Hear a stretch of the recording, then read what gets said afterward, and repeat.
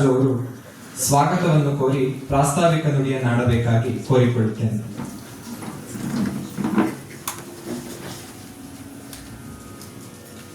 ಶತಾವಧಾನಿಗಳ ಪಾದಾರವಿಂದದಲ್ಲಿ ನಮಿಸುತ್ತಾ ಆತ್ಮೀಯ ಗೆಳೆಯರಾದ ಶಶಿಕಿರಣ್ ಅವರೇ, doctor M R Sitaram sir ಅವರೇ, ಹಾಗೂ ಇಲ್ಲಿ ನೆರೆದಿರತಕ್ಕಂಥ ಎಲ್ಲ ಸ್ನೇಹಿತರೆ, ಈ ಒಂದು ಕಳೆದ 17 ವರ್ಷಗಳಿಂದ DVG ಬಳಗ ಪ್ರಾರಂಭ ಆಗಿ ಕಳೆದ ಒಂದು 8 ವರ್ಷಗಳಿಂದ ಅದು ಪ್ರತಿಷ್ಠಾನವಾಗಿ ಮಾರ್ಪಟ್ಟು ಒಂದಿಷ್ಟು DVG ಅವರ ಸಾಹಿತ್ಯ ವಿಚಾರ ಕುರಿತು ಒಂದಿಷ್ಟು ಕಾರ್ಯಕ್ರಮಗಳನ್ನು ಹಮ್ಮಿಕೊಂಡು ಬಂದಿದ್ದೇವೆ. ಕಳೆದ 10 ವರ್ಷಗಳಿಂದ DVG ಪ್ರಶಸ್ತಿಯನ್ನು ಕೂಡ ಸ್ಥಾಪನೆ ಮಾಡಿ DVG ಅವರ ಹೆಸರಿನಲ್ಲಿ ಪ್ರಶಸ್ತಿ ಕೊಡುವಂತಹ ಒಂದು ಸುಯೋಗವು ಬಂದಿತ್ತು ನಮಗೆ. ಅದೇ ರೀತಿ ಶತಾವಧಾನಿಗಳು ಡಾಕ್ಟರ್ ರಾಗಣೇಶ್ ಅವರಿಗೆ ಮಂಗಳೂರಿನಲ್ಲಿ ಕರ್ನಾಟಕ ಬ್ಯಾಂಕ್ ಸಭಾಂಗಣದಲ್ಲಿ 2020ರಲ್ಲಿ DVG ಪ್ರಶಸ್ತಿ ಕೊಟ್ಟಿದ್ದು. ನಂತರ ಒಂದಿಷ್ಟು ಪುಸ್ತಕ ಪ್ರಕಟಣೆಯನ್ನು ಕೂಡ ನಾವು DVG ಬಳಗ ತೊಡಕೊಂಡಿದ್ವಿ. ಇತ್ತೀಚೆಗೆ ನಾನು ಬ್ಯಾಂಕಿನಲ್ಲಿದ್ದು ನಿವೃತ್ತನಾದ BRS ತಗೊಂಡ ಮೇಲೆ ಸ್ವಾಮಿ ವಿವೇಕಾನಂದ ಯೂತ್ ಮೂವ್ಮೆಂಟ್ ಸೇರ್ಕೊಂಡಾಗ ನಮಗೆ ಸಿಕ್ತಂತವರು doctor M R Sitaram sir ಅವರು ನಮ್ಮ ಸಂಸ್ಥೆಯ ಸಹ ಸಂಸ್ಥಾಪಕರು ಹಾಗೂ ನಮ್ಮ ಭಾರತೀಯ ಸಂಸ್ಕೃತ ಸಾಹಿತ್ಯದಲ್ಲಿ ತುಂಬಾ ಆಸಕ್ತಿ ಉಳ್ಳಂತವರು. ಅವರು ನಾವು ಇಲ್ಲಿ ವಿಚಾರ ಮಾಡ್ತಾ ಇದ್ದಾಗ ಒಂದ್ಸಲ DVG ಅವರ ಕುರಿತು ಒಂದು ವಿಚಾರ ಗೋಷ್ಠಿಯನ್ನು ಯಾಕೆ ಮಾಡಬಾರ್ದು, ಒಂದು ದಿನದ ವಿಚಾರ ಗೋಷ್ಠಿಯನ್ನು ನಾವು ಯಾಕೆ ಏರ್ಪಡಿಸಬಾರ್ದು ಅಂತ ಯೋಚನೆ ಮಾಡಿದ್ವಿ.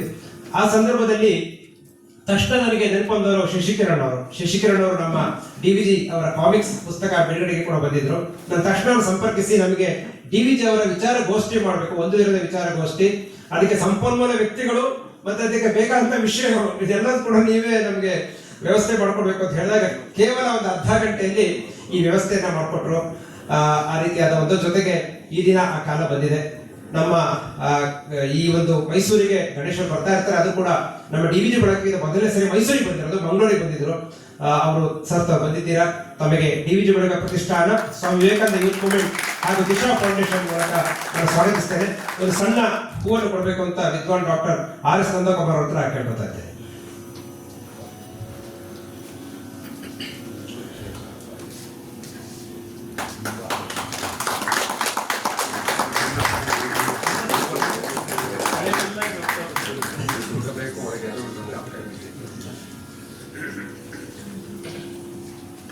ಜೊತೆಗೆ PN ಶಶಿಕಿರಣ್ ಅವರು ಎಳೆಯ ವಯಸ್ಸಿನಲ್ಲೇ ಕೇವಲ 32 ವಯಸ್ಸಿನಲ್ಲಿ ಸಾಕಷ್ಟು ಪ್ರೌಢಿಮೆ ಹಾಗೂ ಅವರ ಸರಳತೆ, ವಿನಯ ಇದು ನಮಗೆಲ್ಲ ಮಾದರಿಯಾಗಿರುವಂಥದ್ದು. ಅವರು ಕೂಡ ಈ ಕಾರ್ಯಕ್ರಮಕ್ಕೆ ಬಂದು ಇವತ್ತು ಕಾರ್ಯಕ್ರಮದಲ್ಲಿ ಉಪನ್ಯಾಸ ನೀಡಿದ್ದಾರೆ. ಅವರು ಕೂಡ DVG ಬಳಗದ ಪರವಾಗಿ ಸ್ವಾಗತ ಬಯಸ್ತೇನೆ. ಈ ಕಾರ್ಯಕ್ರಮಕ್ಕೋಸ್ಕರ ದೂರದ ಕೆನಡಾದಿಂದ ಬಂದಿರುವಂತಹ ಗಿರೀಶ್ ಚಂದ್ರ ಅವರು ಒಂದು ಪುಷ್ಪವನ್ನು ಕೊಟ್ಟು ಸ್ವಾಗತಿಸಬೇಕು ಅಂತ ಕೇಳಿದ್ರು.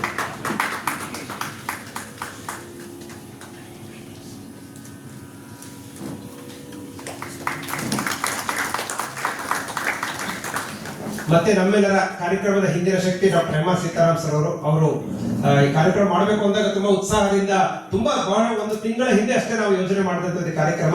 ಜೊತೆಗೆ ಸ್ವಾಮಿ ವಿವೇಕಾನಂದ ಯೂತ್ ಮೂವ್ಮೆಂಟ್ ಅಲ್ಲೂ ಕೂಡ ಈ ಕಾರ್ಯಕ್ರಮದಲ್ಲಿ ಭಾಗಿಯಾಗಿದೆ. ಜೊತೆಗೆ ದಿಶಾ ಫೌಂಡೇಶನ್ ಅನ್ನೋ ಒಂದು ಸಂಸ್ಥೆಯನ್ನು ಕೂಡ ಅವರು ನಡೆಸ್ತಾ ಇದ್ದಾರೆ. ಈ 3 ಸಂಸ್ಥೆಗಳು ಸೇರಿ ನಾವಿಲ್ಲಿ ಕಾರ್ಯಕ್ರಮ ಆಯೋಜನೆ ಮಾಡುವಂತ ವ್ಯವಸ್ಥೆ ಬಂದಿದೆ. ಈ ಕಾರ್ಯಕ್ರಮಕ್ಕೆ ಬಂದಿರತಕ್ಕಂಥ ಡಾಕ್ಟರ್ ಎಂ ಆರ್ ಸೀತಾರಾಮ್ ಅವರನ್ನ ಸ್ವಾಗತ ಮಾಡ್ತಾ ಇದ್ದೇನೆ. ಇವರನ್ನ ವಿದ್ವಾನ್ HL ಚಿದಂಬರ ಭಟ್ ಅವರು ಸ್ವಾಗತ ಪಡಿಸಬೇಕು ಅಂತ ಕೋರ್ಕೊಳ್ತೀನಿ.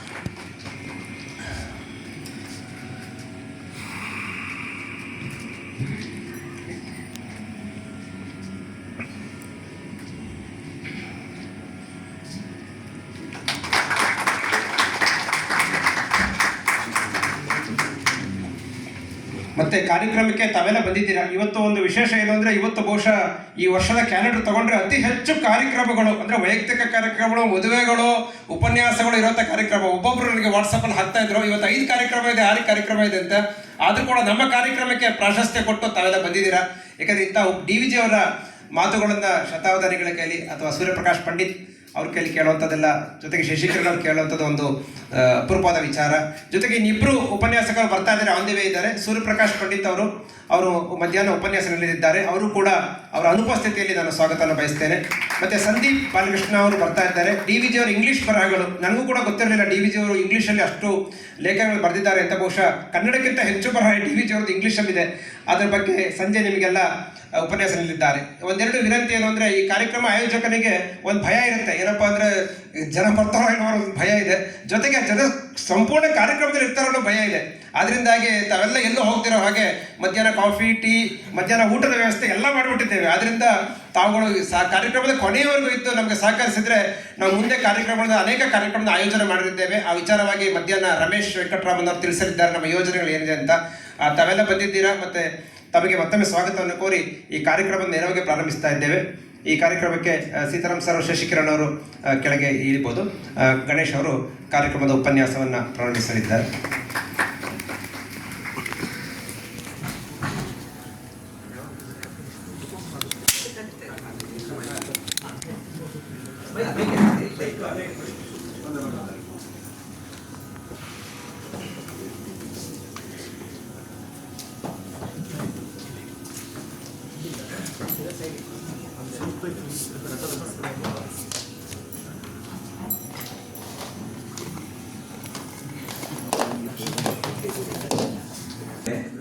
ಆದರೂ ಶತಾವಧಾನಿಗಳ ಪರಿಚಯ ಇಲ್ಲಿ ಯಾರಿಗೆ ಇಲ್ಲ ಅನ್ನೋದೇ ಅದೊಂದು ಪ್ರಶ್ನೆ. ಆದ್ರೆ ಎಲ್ಲರಿಗೂ ಇದ್ದೇ ಇದೆ.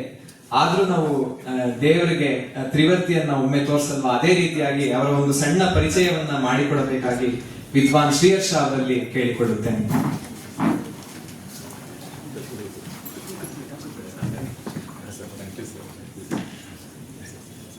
ನಮ ಸಭಾಭ್ಯ ಸಭಾಪತಿಭ್ಯಶ್ಚ. ವೇದಿಕೆ ಮೇಲಿರುವ ವಿದ್ವಲ್ಲೋಕದ ವಿಸ್ಮಯ ಅವಿಳಂಬ ಸರಸ್ವತಿ ಸ್ವರೂಪರಾದ ಶತಾವಧಾನಿ ಶ್ರೀ ಗಣೇಶ್ ಅವರ ಪಾದಚರಣಗಳಿಗೆ ನಮಸ್ಕಾರ ತಿಳಿಸ್ತಾ, ಮುಂದೆ ಆಸೀನರಾಗಿರುವ ಎಲ್ಲ ವಯೋಜ್ಯೇಷ್ಠರು, ವಿದ್ವತ್ ಶ್ರೇಷ್ಠರಿಗೆ ನನ್ನ ಹೃದಯಪೂರ್ವಕ ನಮಸ್ಕಾರಗಳನ್ನು ತಿಳಿಸ್ತಾ, ಸೂರ್ಯನಿಗೆ ಒಂದು ದೀವಿಗೆ ಹಿಡಿದು ಬೆಳಕನ್ನು ಹೇಗೆ ವಾಪಸ್ ತೋರಿಸಲಿಕ್ಕೆ ಸಾಧ್ಯ? ಶತಾವಧಾನಿಗಳ ಪರಿಚಯ ಮಾಡಿಕೊಡೋದು ಅಂತಂದ್ರೆ ದೊಡ್ಡ ಜವಾಬ್ದಾರಿ ಕೆಲಸ. ಯಾಕೆಂದ್ರೆ ಅದು 2 ನಿಮಿಷ ಆಗದೆ ಇರುವಂಥದ್ದು. ಆ್ಯಂಡ್ ಅವರು ಬಹಳ ಟೈಮ್ ಸ್ಪೆಸಿಫಿಕ್, ಅಚ್ಚುಕಟ್ಟಾಗಿ ಈ ಸಮಯಕ್ಕೆ ನಡಿಬೇಕು ಅಂತ ಅಪೇಕ್ಷೆ ಪಡುವಂಥದ್ದು. ಹೆಚ್ಚು ಸಮಯ ತಗೊಳ್ಳದೆ ಔಪಚಾರಿಕ 2 ವಿಷಯಗಳನ್ನ ತಮಗೆ ಹೇಳ್ಬಿಡ್ತೀನಿ. ಕೋಲಾರದಲ್ಲಿ ಶ್ರೀಯುತರ ಜನನ. DVG ಅವರು ಕೂಡ ತಮ್ಮೆಲ್ಲರೂ ಗೊತ್ತಿರೋ ಹಾಗೆ ಕೋಲಾರದ ದೇವನಹಳ್ಳಿ ಮುಳಬಾಗಿಲು ಸಮೀಪದ ಇದರಲ್ಲಿ ಇವತ್ತು ಆ ಮಹಾ ಚೇತನ ಏನಿದ್ದಾರೆ ದಿವಿಜರು, DVG ಅಂದ್ರೆ ದಿವಿಜರು ಅಂದ್ರೆ, ನಾನು ದಾವಣಗೆರೆ ಟ್ರೈನ್ ಬುಕ್ ಮಾಡೋಕೆ ಯಾವಾಗಲೂ ಸಂತೋಷ. ಯಾಕಂದ್ರೆ ಟ್ರೈನ್ ಸ್ಟೇಷನ್ ಏನು DVG ಅಂತ ಇರುತ್ತೆ. ಅವ್ರು ಪ್ರಾತಸ್ಮರಣೀಯರು ಹೌದು. ಅಂಥ ಪುಣ್ಯಾತ್ಮರ ಸಾಹಿತ್ಯ ಲೋಕದ ಎಲ್ಲ ಸಾಹಿತ್ಯ ಪ್ರಕಾರಗಳನ್ನ ನಮಗೆ ಮನಮುಟ್ಟುವಂತೆ ಹೃದಯ ಸ್ಪರ್ಶಿಯಾಗಿ ವಿವರಿಸಿದಂಥವ್ರು, ವ್ಯಾಖ್ಯಾನಿಸಿದಂಥವ್ರು ಶತಾವಧಾನಿ ರಾ ಗಣೇಶ್ ಅವರು. ಬೆಂಗಳೂರಿನಲ್ಲಿ ಮೆಕ್ಯಾನಿಕಲ್ ಇಂಜಿನಿಯರಿಂಗ್, MSc ಲೋಹ ವಿಜ್ಞಾನದಲ್ಲಿ, MA ಸಂಸ್ಕೃತದಲ್ಲಿ ಮತ್ತು D.Litt ಪದವಿಗಳನ್ನು ಗಳಿಸಿದ್ದಾರೆ. ಸಂಸ್ಕೃತ, ಪ್ರಾಕೃತ, ಪಾಳಿ, ಕನ್ನಡ, ತೆಲುಗು, ತಮಿಳು ಮೊದಲಾದ ಭಾಷೆಗಳಲ್ಲಿ ಪ್ರಾವೀಣ್ಯವನ್ನು, ಗ್ರೀಕ್, ಲ್ಯಾಟಿನ್ ಮೊದಲಾದವುಗಳ ಪರಿಚಯವನ್ನು ಹೊಂದಿ ಬಹುಭಾಷಾ ವಿಜ್ಞರಾಗಿದ್ದಾರೆ. ಕನ್ನಡ ನಾಡಿನಲ್ಲಿ ಲುಪ್ತವಾಗಿದ್ದ ಅವಧಾನ ಕಲೆಯನ್ನು ಪುನರುಜ್ಜೀವಿಸಿದ ಶ್ರೇಯಸ್ಸು ಇವರದು. ದೊಡ್ಡ ಚಪ್ಪಾಳೆ ಬರಲಿ. ಇವರದು ಕಲೆ ಎಂಥವ್ರನ್ನು ರಿಪೇರಿಗಾಗಿಸುವಂತಹ ಒಂದು ಕಲೆ, ಮನುಷ್ಯ ಸಾಧ್ಯವ ಅನ್ನೋ ಕಲೆ. ಶತಾವಧಾನಿಗಳು ಕೂಡ ಅವರು ಆಗಿದ್ದಾರೆ. ಅದು ಮಹಾನ್ ಸಾಧನೆ. ತಾವೊಬ್ಬರೇ ಆಗದೆ ಆ ಒಂದು ಪರಂಪರೆಯನ್ನ ಪುನರುಜ್ಜೀವನ ಮಾಡಿದ್ದು ನಿಜವಾಗ್ಲೂ ಜೀವಮಾನದ ಸಾಧನೆ ಅಂತ ಹೇಳಬೇಕು. 1300ಕ್ಕೂ ಹೆಚ್ಚು ಅಷ್ಟಾವಧಾನಗಳನ್ನು, 5 ಶತಾವಧಾನಗಳನ್ನು ದೇಶ ವಿದೇಶಗಳಲ್ಲಿ ನಿರ್ವಹಿಸಿದ್ದಾರೆ. ರಸೋಚಿತವಾದ ಸ್ವತಂತ್ರ ಪ್ರಯೋಗಗಳನ್ನು ಮಾಡಿ ನೂತನ ಆಯಾಮಗಳನ್ನು ಜೋಡಿಸಿ ಕಲೆಗೆ ಅಭೂತಪೂರ್ವ ಶೋಭೆಯನ್ನು ತಂದಿದ್ದಾರೆ. ಕನ್ನಡದಲ್ಲಿ ಅವಧಾನ ಕಲೆ, the art and science of Avadhanam in Sanskrit, ಶತಾವಧಾನಿ ರಚನಾ ಸಂಚಯನಂ ಮೊದಲಾದ ಇವರ ಕೃತಿಗಳು ಅವಧಾನ ಸಾಹಿತ್ಯಕ್ಕೆ ಬೆಲೆಯುಳ್ಳ ಕೊಡುಗೆಗಳು. 8 ಭಾಷೆಗಳಲ್ಲಿ ಕವನಿಸಬಲ್ಲ ಗಣೇಶ್ 24 ಗಂಟೆ ಸತತವಾಗಿ ಆಶು ಕವಿತೆಯನ್ನು ರಚಿಸಿ ದಾಖಲೆ ಮಾಡಿದ್ದಾರೆ. ಪ್ರತಿ ಲೈನ್ ಆದ್ಮೇಲೆ ದೊಡ್ಡ ಚಪ್ಪಾಳೆ ಬರುವುದು ಅಂತ ಮಹಾನ್ ಸಾಧಕರು ಇವತ್ತು ನಮ್ಮ ಮುಂದೆ ಇದ್ದಾರೆ. ನಮ್ಮೆಲ್ಲರ ಸೌಭಾಗ್ಯದ ದಿನ. ವಿವಿಧ ವಿಷಯಗಳನ್ನು ಆಧರಿಸಿ ಕನ್ನಡ, ಸಂಸ್ಕೃತ ಮತ್ತು ಇಂಗ್ಲಿಷ್ ಭಾಷೆಗಳಲ್ಲಿ 70ಕ್ಕೂ ಹೆಚ್ಚು ಗ್ರಂಥಗಳನ್ನು ರಚಿಸಿರುವ ಇವರು ಬುದ್ಧಿ ಭಾವಗಳ ಬಿರುಕುಲ್ಲದ ಬೆಸುಗೆ ಎನಿಸಿದ್ದಾರೆ. ವಿದ್ವಲ್ಲೋಕದ ವಿಸ್ಮಯ, ಅವಿಳಂಬ ಸರಸ್ವತಿ ಎಂದು ಅಭಿಜ್ಞರಿಂದ ಕೀರ್ತಿತರಾಗಿದ್ದಾರೆ. ಕಾವ್ಯ, ಸಣ್ಣ ಕಥೆ, ಕಾದಂಬರಿ, ಸಂಶೋಧನೆ, ವ್ಯಕ್ತಿಚಿತ್ರ, ಜೀವನ ಚರಿತ್ರೆ, ಅನುವಾದ, ವಿಮರ್ಶೆ, ಗ್ರಂಥ ಸಂಪಾದನೆ ಮೊದಲಾದ ಸಾಹಿತ್ಯ ಪ್ರಕಾರಗಳು ಇವರ ಬರಹಗಳಿಂದ ಮೆರಗನ್ನು ಕಂಡಿವೆ. ಅಲಂಕಾರ ಶಾಸ್ತ್ರ, ಛಂದಶಾಸ್ತ್ರ, ಅಧ್ಯಾತ್ಮ, ಸಂಸ್ಕೃತಿ, ಮೌಲ್ಯ ಮೀಮಾಂಸೆ ಮೊದಲಾದ ವಿಷಯಗಳನ್ನು ಕುರಿತು ಇವರ ಕೃತಿಗಳು ಹೊಸ ಹೊಡುವುಗಳಿಂದ ಕೂಡಿ ಪಥದರ್ಶಕರಾಗಿವೆ. ಇನ್ನ ಹಲವಾರು ಇವರದೇ ಆದ ಸ್ವಂತ ಯೋಚನೆಗಳಲ್ಲಿ ಏಕ ವ್ಯಕ್ತಿ ಯಕ್ಷಗಾನ, ಕಾವ್ಯ ಚಿತ್ರ ಮುಂತಾದ ವಿನೂತನ ಕಲಾ ಪ್ರಕಾರಗಳನ್ನು ರೂಪಿಸಿ ಅವು ಸಮರ್ಥ ಕಲಾವಿದರಿಂದ ಪ್ರದರ್ಶಿತವಾಗಿ ನೆಲೆಗೊಳ್ಳಲು ನೆರವಾಗಿದ್ದಾರೆ. ಇದು ಕೂಡ ಒಂದು ಮಹಾನ್ ಸಾಧನೆ. ಹೊಸ ಕಲಾ ಪ್ರಕಾರಗಳನ್ನ ಕಂಡುಕೊಟ್ಟಂಥದ್ದು. ದಶಕಗಳುದ್ದಕ್ಕೂ ಹಲವೆಡೆ ಅಧ್ಯಯನ ಗೋಷ್ಠಿಗಳನ್ನು ನಡೆಸಿ ಪೂರ್ವ ಪಶ್ಚಿಮಗಳ ಹಳತು ಹೊಸತುಗಳ ಅವಿಕಲ ಸಾಮರಸ್ಯವನ್ನು ಸಾಧಿಸಲು ಅನುವಾಗುವ ಮೌಲಿಕ ಗ್ರಂಥಗಳನ್ನು ಆಸಕ್ತರಿಗೆ ಪರಿಚಯಿಸಿದ್ದಾರೆ. ಭಾರತೀಯ ಸಂಸ್ಕೃತಿ ಎಲ್ಲ ಆಯಾಮಗಳನ್ನು ತಲಸ್ಪರ್ಶಿಯಾಗಿ ಅಭ್ಯಸಿಸಿ ಅದರ ಅಧಿಕೃತ ವಕ್ತಾರರು, ಅದರ ಪ್ರಸ್ತುತೆಯ ಪ್ರಖರ ಸಮರ್ಥಕರು ಎನಿಸಿದ್ದಾರೆ. ತಾವೇ ಒಂದು ವಿಶ್ವವಿದ್ಯಾಲಯವಾಗಿ ಸಂದು ನೂರಾರು ತರುಣರಿಗೆ ಸ್ಫೂರ್ತಿ ಸ್ಥಾನವಾಗಿ ಅವರಲ್ಲಿ ಹಲವಾರು ಕವಿ ವಿದ್ವಾಂಸರು ರೂಪುಗೊಳ್ಳುವಂತೆ ಮಾಡಿದ್ದಾರೆ. ಶ್ರೀಯುತ ಗಣೇಶ್ ಅವರ ಪರಿಶ್ರಮದಿಂದ ಕಲೆ, ಸಾಹಿತ್ಯ, ಸಂಸ್ಕೃತಿಗಳ ವಿಚಾರ ಶುದ್ಧ ಸಂಸ್ಕಾರ ಸಮಾಜಕ್ಕೆ ಲಭಿಸಿದೆ. ಇನ್ನು ಹೆಚ್ಚು ಹೇಳ್ತಾ ಹೋದ್ರೆ ಬಹುಶಃ ನನಗೆ ಸುಸ್ತಾಗಬೇಕೇನೋ ಅಷ್ಟೇ. ಅವರ ಸಾಧನೆ ಪಟ್ಟಿ ಬೆಳೀತಾ ಹೋಗುತ್ತೆ. 4 ಸಾಲು ಹೇಳಿ ಇಲ್ಲಿಗೆ ಒಂದು ಶಾಂತಿ ಮಂತ್ರ ಹೇಳ್ಬಿಡ್ತೀನಿ. ಇನ್ನು ಅವರ ಮಾತು: ಮನಕ್ಕೆ ಸಂತಸವೀವ ಅವಧಾನದ ಈಶ. ಇವರಿಗಾಗಿ 4 ಸಾಲು. ಯಾಕೆ ನನ್ನ ಮಾನಸ ಗುರುಗಳು ಕೂಡ ಹೋದವರು. ಅವ್ರಿಗೆ ಗೊತ್ತಿಲ್ಲ ಎಷ್ಟು ಜನಕ್ಕೆ ಅವರು ಗುರು ಸದೃಶರಾಗಿದ್ದಾರೆ ಅಂತ. ಅವರ ಎಷ್ಟು ವ್ಯಾಖ್ಯಾನಗಳನ್ನು ಕೇಳಿ ಇವತ್ತಿನ ಯುವಜನತೆಗೆ ಕೂಡ ನಮ್ಮ ಸನಾತನ ಧರ್ಮ, ನಮ್ಮ ಪರಂಪರೆ, ನಮ್ಮ ಸಂಸ್ಕೃತಿ, ನಮ್ಮ ಆಚರಣೆ ಎಲ್ಲದರ ಬಗ್ಗೆ ಒಂದು ಅದ್ಭುತವಾದ ಕ್ಲಾರಿಟಿ ಬೇಕು ಅಂದ್ರೆ ಅವರ ಒಂದೊಂದು ವ್ಯಾಖ್ಯಾನ ಕೇಳಿದ್ರು ಸಾಕು, ಮನಸ್ಸಿಗೆ ಆತ್ಮಕ್ಕೆ ಎಷ್ಟೋ ತೃಪ್ತಿ ಆಗುತ್ತೆ. ಮನಕ್ಕೆ ಸಂತಸವೀವ ಅವಧಾನದ ಈಶ, ಜಗಕ್ಕೆ ವಿಸ್ಮಯ ನಿಮ್ಮ ಪಾಂಡಿತ್ಯ ಭಾಷಾ, ಸಾಹಿತ್ಯ ಲೋಕದ ಸಮೃದ್ಧ ವಿಶ್ವಕೋಶ, ತಲೆವಾಗಿ ನಮಿಸುವೆವು ಗುರು ಶ್ರೀ ಗಣೇಶ.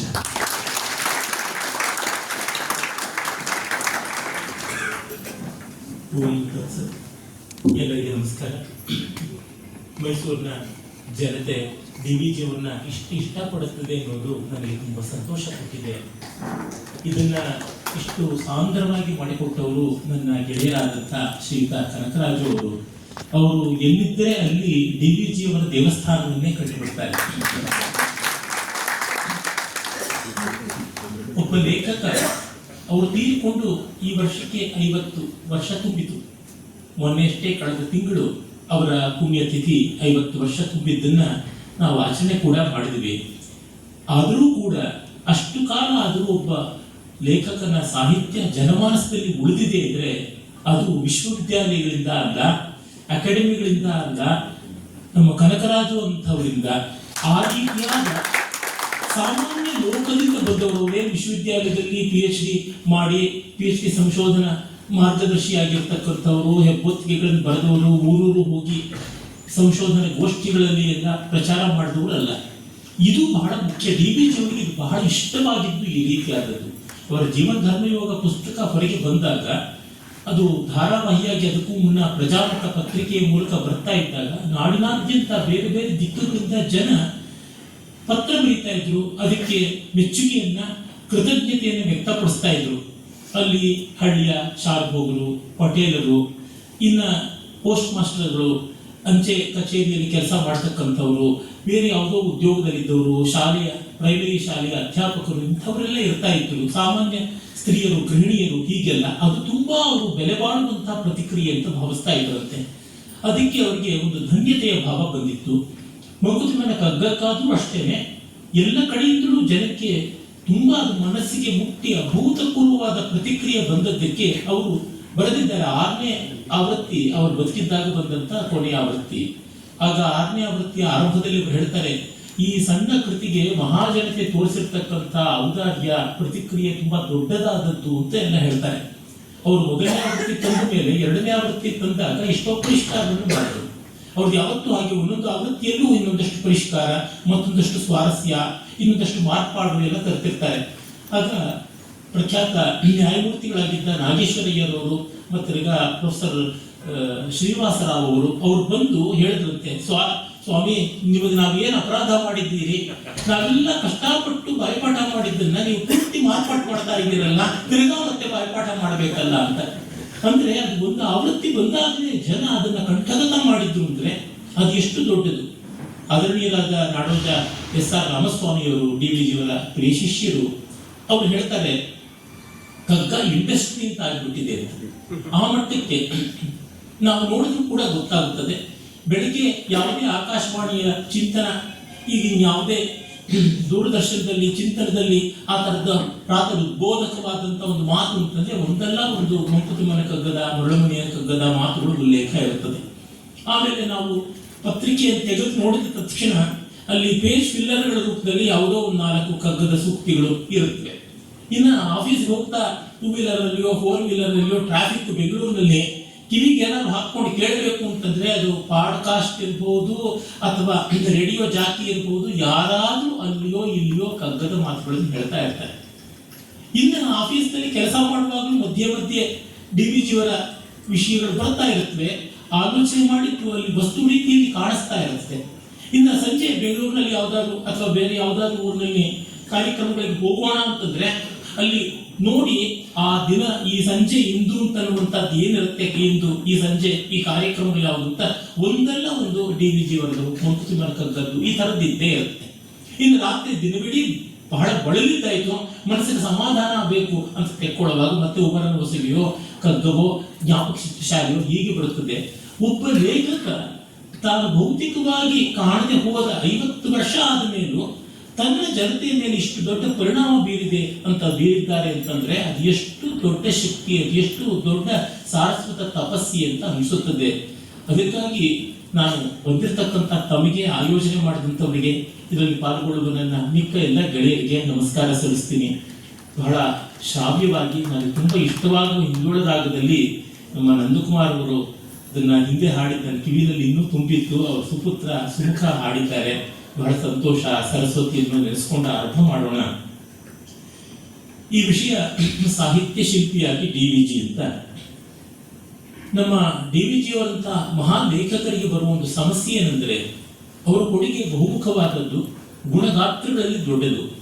ಕೆಲವು ಕೃತಿಗಳಿಗೆ ಅರ್ಹವಾಗಿ ಪ್ರಾಶಸ್ತ್ಯ ಬರುತ್ತದೆ, ಅನರ್ಹವಾಗಿ ಅಲ್ಲ. ಅದರ ಶಕ್ತಿ ಸಾಮರ್ಥ್ಯ ಪ್ರಾಶಸ್ತ್ಯ ಏನು ಮಾಡುತ್ತೆ, ಮಿಕ್ಕ ಅಷ್ಟೇ ಒಳ್ಳೆಯ ಕೃತಿಗಳ ಮೇಲೆ ಒಂದು ರೀತಿ ನೆರಳನ್ನು ಬೇರು ಬಿಡುತ್ತದೆ. DVಜಿಯವರ ವಿಷಯದಲ್ಲೂ ಹಾಗೆ ಆಯಿತು.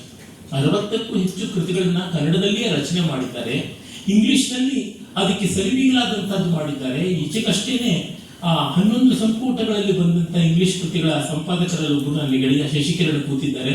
ಬಹಳ ಶ್ರಮದಿಂದ ಪ್ರೀತಿಯಿಂದ ಕೆಲಸ ಮಾಡಿದ್ರು ರಾಮಸ್ವಾಮಿಯವರು, ಶಶಿಯವರು ಇಬ್ಬರು ಸೇರಿ. ಅದನ್ನ ನೋಡಿದ್ರೆ ಅದು ಒಂದು ಭಾಗ ಮಾತ್ರ DVಜಿಯವರು, ನಮಗೆ ಇನ್ನು ಮಿಕ್ಕಿದಷ್ಟು ಸಿಕ್ಕಿಲ್ಲ. ಅದು ಏನಿದ್ರು 15% ಅಷ್ಟೇ ಅಂತ ರಾಮಸ್ವಾಮಿಯವರು ಹೇಳ್ತಾರೆ. ಅಂದ್ರೆ 11 ಸಂಪುಟ 15% ಅಷ್ಟು DVಜಿಯವರು ಇಂಗ್ಲಿಷ್ ಬರವಣಿಗೆ ಅಂತ ಇಷ್ಟು ಪ್ರಮಾಣದಲ್ಲಿ ಬರೆದಿದ್ದಾರೆ ಸಾಹಿತ್ಯವನ್ನ. ಅದರೊಳಗೆ ಬೆಲೆ ಬಾಳತಕ್ಕಂಥದ್ದು ಈ ಹೊತ್ತಿಗೂ ಅಲ್ಲ ಯಾವ ಹೊತ್ತಿಗೂ ಬೇಕಾದದ್ದು ತುಂಬಾ ಇದೆ. ಆ ದೃಷ್ಟಿಯಿಂದ ಅತ್ತ ಕಡೆಗೆ ನಮ್ಮ ಗಮನ ಹೋದ್ರೆ ಒಳ್ಳೆಯದು.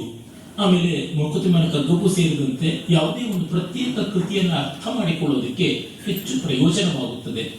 ಎಲ್ಲಕ್ಕಿಂತ ಮಿಗಿಲಾಗಿ ನಮ್ಮ ಸಂವೇದನ ಶಕ್ತಿ, ಜೀವನಾನುಭವ ಶಕ್ತಿ, ಆನಂದಾನುಭವ ಶಕ್ತಿ ಹೆಚ್ಚಾಗುತ್ತದೆ. ತೈತ್ರಿಯ ಉಪನಿಷತ್ತಿನಲ್ಲಿ ಒಂದು ಮಾತು ಬರ್ತದೆ, ಮಾನುಷಾನಂದದಿಂದ ಬ್ರಹ್ಮಾನಂದದವರೆಗೆ ಮೆಟ್ಲಾಗಿ ಹೋಗುವಂಥದ್ದು. ಅಲ್ಲಿ ಏನದು ವ್ಯತ್ಯಾಸ ಅಂತಂದ್ರೆ ದೇವತೆಗಳಿಗೂ ಮಾನವರಿಗೂ, ಗಂಧರ್ವರಿಗೂ ಮಾನವರಿಗೂ, ಆಜಾನಜ ದೇವತೆಗಳಿಗೂ, ಕಾಯಜ ದೇವತೆಗಳು, ಕರ್ಮಜ ದೇವತೆಗಳು, ಪ್ರಜಾಪತಿ, ಈ ತರ ಬೇರೆ ಬೇರೆ ಸ್ತರದ ದೇವತೆಗಳಿದ್ದಾರಲ್ಲ, ಅವ್ರಿಗೂ ನಮಗೂ ಏನು ವ್ಯತ್ಯಾಸ ಅಂದ್ರೆ ಉಪನಿಷತ್ತು ಹೇಳುವ ಒಂದು ಮಾತು, ಆನಂದಾನುಭವವೇ ಅಲ್ಲಿರುವ ವ್ಯತ್ಯಾಸ ಅಂತ. ಯಾರಿಗೆ ಹೆಚ್ಚು ಆನಂದಾನುಭವ ಆಗುತ್ತದೆಯೋ ಅವರು ದೇವತೆಗಳಿಗೆ ಹತ್ತಿರವಾಗ್ತಾ ಬರ್ತಾರೆ. ಯಾರು ಆನಂದವೇ ಆಗ್ತಾರೋ ಅವರು ಬ್ರಹ್ಮಸ್ವರೂಪವೇ ಆಗ್ತಾರೆ. ಹೀಗಾಗಿ ನಮ್ಮ ಆನಂದಾನುಭವ ಹೆಚ್ಚಾಗುವುದು ಅಂದ್ರೆ ನಾವು ಈ ಮಾನವನಿಂದ ದೇವತೆ ಆಗುವ ನಿಶ್ರೇಣಿ ಮೆಟ್ಲು ಏಣಿ ಏನಿದೆ ಅಲ್ಲಿ ಮೇಲೆ ಮೇಲೆ ಮೇಲೆ ಹತ್ತಿಕೊಂಡು ಹೋಗ್ತಕ್ಕಂಥದ್ದು ಅಂತ.